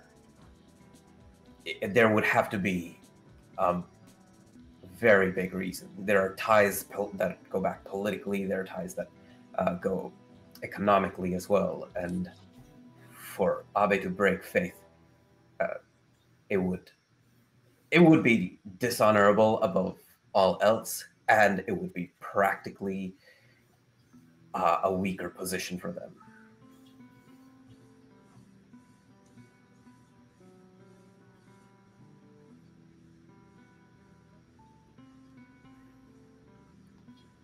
That makes things tough. It's always difficult to get other, large groups of people to agree to sort of subsume themselves underneath somebody else. It's nobody wants to let somebody else take the lead. They all want the throne for themselves and whatnot. It makes perfect sense. It's just difficult. I don't know. Will's gonna just turn around and just look up at the sky, just like Oh, we don't want the throne. This world. Right. Yeah, None of us want it, but clans do. Large groups of people do. Not necessarily any one of us, but oh well. The clans seek the best serve Eteria and its emperor. The emperor is gone. They seek the best serve Eteria, and in some parts themselves. Is that correct? Yes. Well, unfortunately, if Thrax did have the body of the Emperor, and if we did trust him to seek whatever method he can to bring the Emperor back,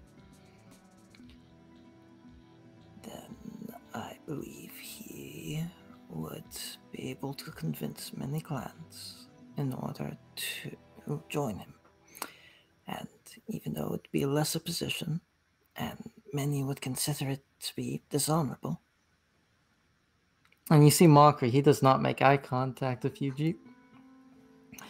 If a certain someone were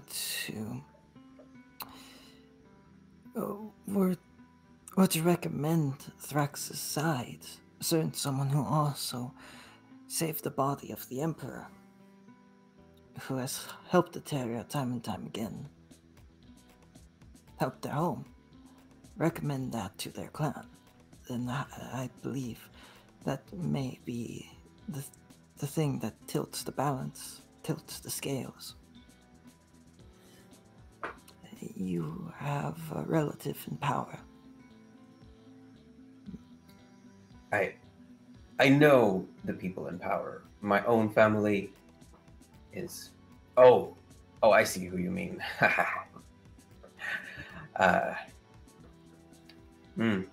Yeah, perhaps things have changed then. There is... If I do this, if I go with the power of my whatever power that my mother has, and I try to pull upon that weight and try and convince the clan to switch allegiances, and that fails, and that is likely to fail, then that will be it for me. I will no longer be Agniji Abe. I will have to cut off my hair and leave the clan. I will be tossed out. So what you're saying is you lived pretty much your entire life in this nation. You've dedicated your whole life to living up to the ideal of Eteria. You tried to understand how to be the best Eterian you could. You put all kinds of effort into it to serve Eteria. And if this happens, Eteria rejects you despite you being the best thing for it, and you're forced to leave. Clan Abe does. They are separate things.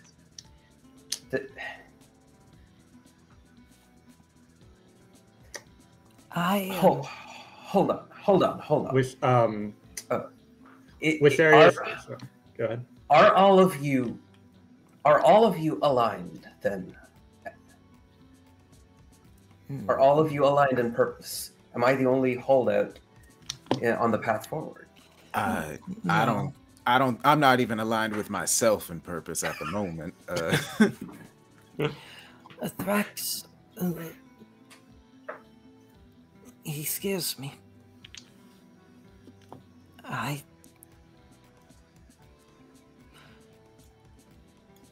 It is anathema to me what I thought that he was. He said he had to step up now to be a leader amongst his people, but even then, how can one trust that in these kind of times? It's hard to. I would not say I'm aligned to him, but I do not see it going forward of the other two. And to you, Jeet, I can understand how important the family name is. To be part of one, to be part of a clan. I've dedicated many years of my life to attempting to be part of a clan. And he pulled his sword a little closer. And to lose that. The fact that I've even asked that of you, admittedly, it sickens me. But, I'm not Wisteria. I'm not the priest of Makesh. I'm not clever. I am the learner. I am the student. I don't know what else to do. I am frightened. What else is there? Squad 7 has the body. Everyone's going to the body. There is no more neutrality. There is no time to learn. We have to go there or the body will be taken. We cannot dally. And if the body must be taken, we must choose.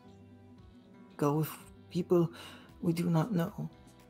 Those we have deep-rooted connections to, or what very well may be or may not be the best possible choice for if the Emperor does return.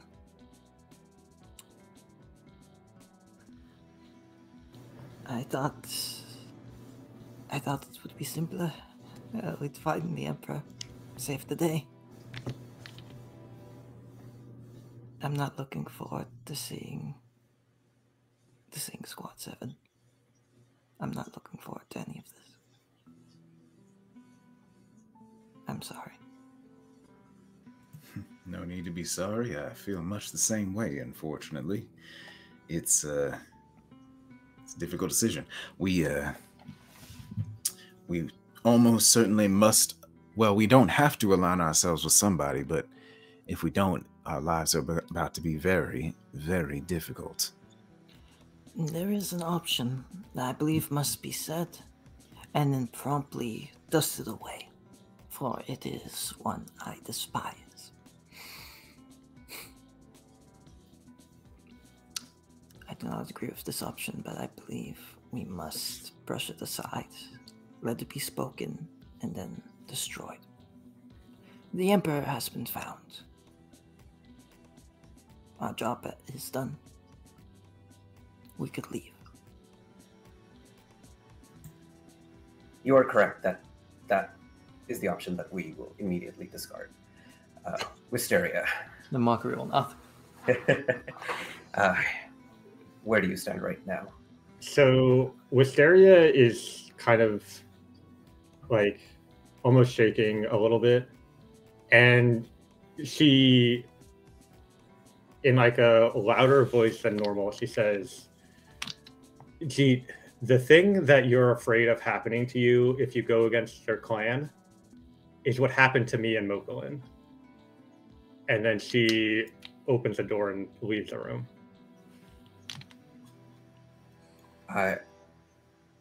I'll go after Wisteria. She's just like walking, not quite running, but walking very quickly, just, and you can kind of hear like faint sobs coming from her. Okay. I go back into the room. What are you doing? Space. Yeah. No, we go after her. And mockery then will just suddenly get up let's- and go. Then all of us together. Yes. Just give her a minute. But yes, I think you're correct. Let's go after her. We'll all go. And after like a minute or two has passed, we'll go into whichever room Wisteria is in. Knock on the door, open. Maybe come in. You hear a muffled, "Come in." And she's laying on her bed, like facing the wall away from the door. And just doesn't say anything when you come in. Go over, sit beside her, and lay like one hand on her shoulder. I'm sorry to hear that. I cannot imagine it. I refuse to imagine it happening to me, and so I cannot imagine what you must have gone through. I've trying to find where I belong in this world. I loved being a student at the Mokulin Institute of Technology, but then they expelled me when my thesis wasn't what they were expecting. I joined the Arbiters, hoping I could find balance between my two lives, and they put me on pointless tasks where I couldn't accomplish anything.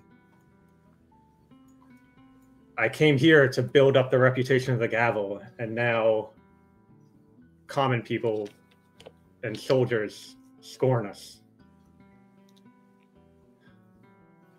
What if I don't belong anywhere? I don't belong in Mokulin, I don't belong within the Reavers of Tau, and those are my parents.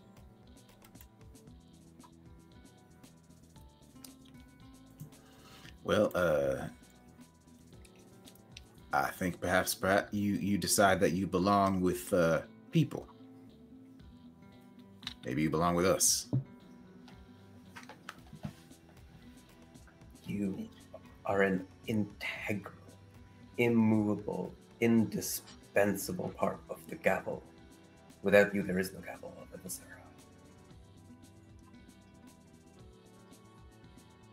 You are the one who brought us together. Each and every one. I would not have friends if not for you. I doubt, if not for your convincing, I might have listened to the leader of Squad 7. I might not have been an arbiter if not for you. She sits up and faces everyone else and says,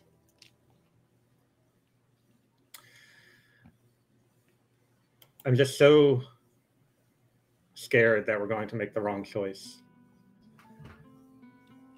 I'm always trying to collect as much information so that I don't make any more wrong choices. But we don't have enough here, and we don't have enough time to gather more. There is one other piece of information. What is it? One more reason why I think aligning to any of these sides is not going to be fruitful. I have not yet told you all about the vision that I had from Pawa. I saw each side, including Thrax's side, vie for power, see their day in power, and then fall. Being part of this civil war is futile.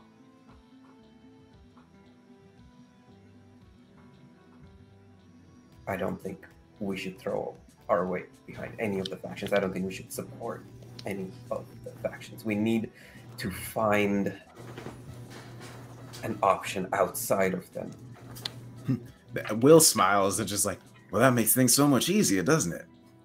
We have confirmation there, although visions of the future not necessarily always 100% accurate, but we have good authority from a goddess, the goddess of fate, I think, right? That's what she's the goddess of, right? He looks around. Yeah, she's the goddess of fate. Told us that none of these factions are going to win. That we must find our own path. Well, in that case, you know what I say? Our decision is made. It's easy. We abandon Thrax. We go find the Emperor at the Pyramid of Thana. We find out what we can do about it, but we find out ourselves without aligning ourselves with one of these groups of people, because I don't think any of them has a real chance. They're all going to be constantly fighting against each other. This makes things easier. And, you know, we've been worried so much about our reputation, but like, who cares, right? Like, look at, like, what do we gain? You know, could potentially gain lots of political power, but if we don't like any of these people, any of these factions, then why do we care about our reputation amongst them? Why not just go our own way and figure out what we're supposed to do the way we've always been doing it, one haphazard step at a time?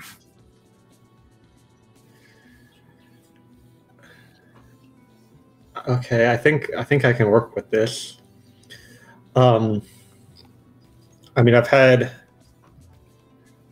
these past few weeks, although challenging, have been incredible experiences. I've learned and done so much more than even when I was at school. I've been trying so hard to build up our reputation because I've, imagined the gavel being recognized across Kazuya and us being able to do so much with that, to help so many people who are lost, divided.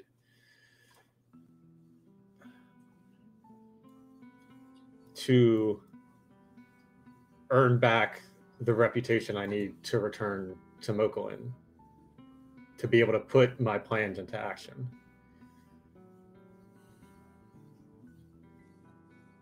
And maybe that'll still happen one day. But I've been so focused on the future that I haven't been paying attention to the here and now. Traveling with the three of you, we don't need a reputation to do that. We've been doing it fine with a pretty awful one. And, if we do go get the Emperor on our own, bring him back on our own, and he's thankful for it, well, that might solve that problem. That's the way I like to think about it, man. Listen, I can sympathize with both of y'all. I have never had a clan. My parents gave me over to a church when I was hours old, and I was raised by a series of tutors and teachers. I don't know what it's like to have a big family or a clan that you care about or anything like that. So I can sympathize. I understand that it might be difficult to give up, but I just want y'all to know that we could do so much better if we unshackled ourselves for that kind of thing. Live the life that we want to without having to worry about what anybody else thinks about it. This is what I've always wanted. Mockery will, there's a slight snap with his jaws, opening and closing real fast. And he says, I am not a deserter. I'm not a deserter. I know what people say of me, but I am honorable. I'm a pilgrim. I am many things, but it does not sit right to me for us to simply to go our own way is one thing, but this is more than that. This is Ateria. This is Ateria. We have been given knowledge, opportunity, something we can't let go of the Emperor's body, where it is, what we need to do to get it. And then from there, that if we do not get it, others will.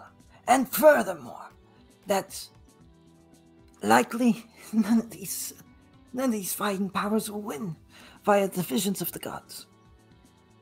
But to simply abandon these powers that already be, fully, wholly, especially Thrax, who has aided us so. How can we? And Will, you said you can sympathize. But as someone who does not have a family, who was an orphan, who has never had family, the first time I've ever had friends, who has worked so hard to try and become accepted into a clan.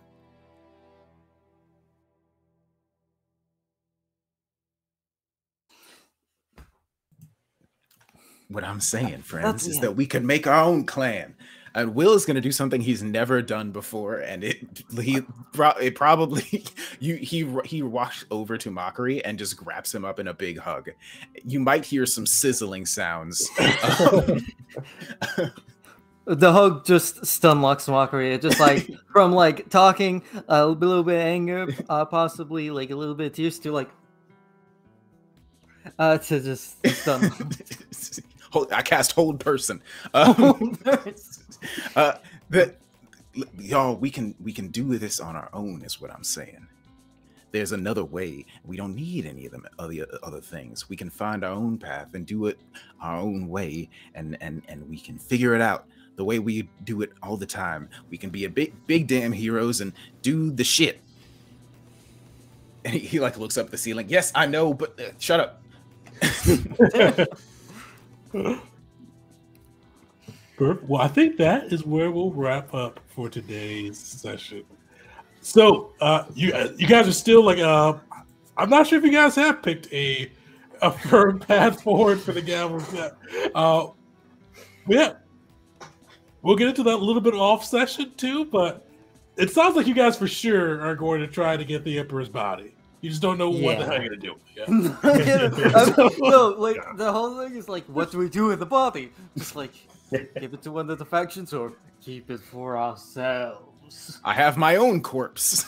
Hooray! He's alive. He's just I can- a Kobo. Yeah, I know. I can only think about the Futurama bit yes, my mummy, teriyaki flavored. No. Yeah. Oh man, the Emperor probably tastes so good. Oh, Sweet. we're You so guys will screwed. get a It's chance to find the Emperor. Squad 7 is the one currently guarding his body. I forgot about that part. Yeah, well, here we go. Mm. It doesn't have to come to conflict, but I mean, who knows what was going to go on or kind of what decision you guys would choose. Squad 7. I will say, keeping the body for yourself is definitely a valid path. It will be the treacherous path, though. For sure. It's a valid path. It's insane, but we're gonna do it. Oh yeah, us, the Gavel. We're a lawful organization. Keeps body. Why did our alignment change to chaotic all of a sudden? Get a notification. Everybody hated that. Like before you allied with a rock, the entire galaxy declares war on you in an instant. So, the one thing I will say, if you guys decide to keep the body for yourselves, Thrax let you know the Pyramid of Thana won't really stand. He considers sieging it himself if you guys can't do it. So you got to figure out where you're going with said body So we need to recruit. Everybody recruit. Perfect. So we'll pick up with that next session. You can see kind of what the crew comes up with and see if they can convince Squad 7 and see how the body is doing over there in the Pyramid of Thana. And that's what we'll pick up next session. So make sure to join us then and like and subscribe, and we'll see you all next time.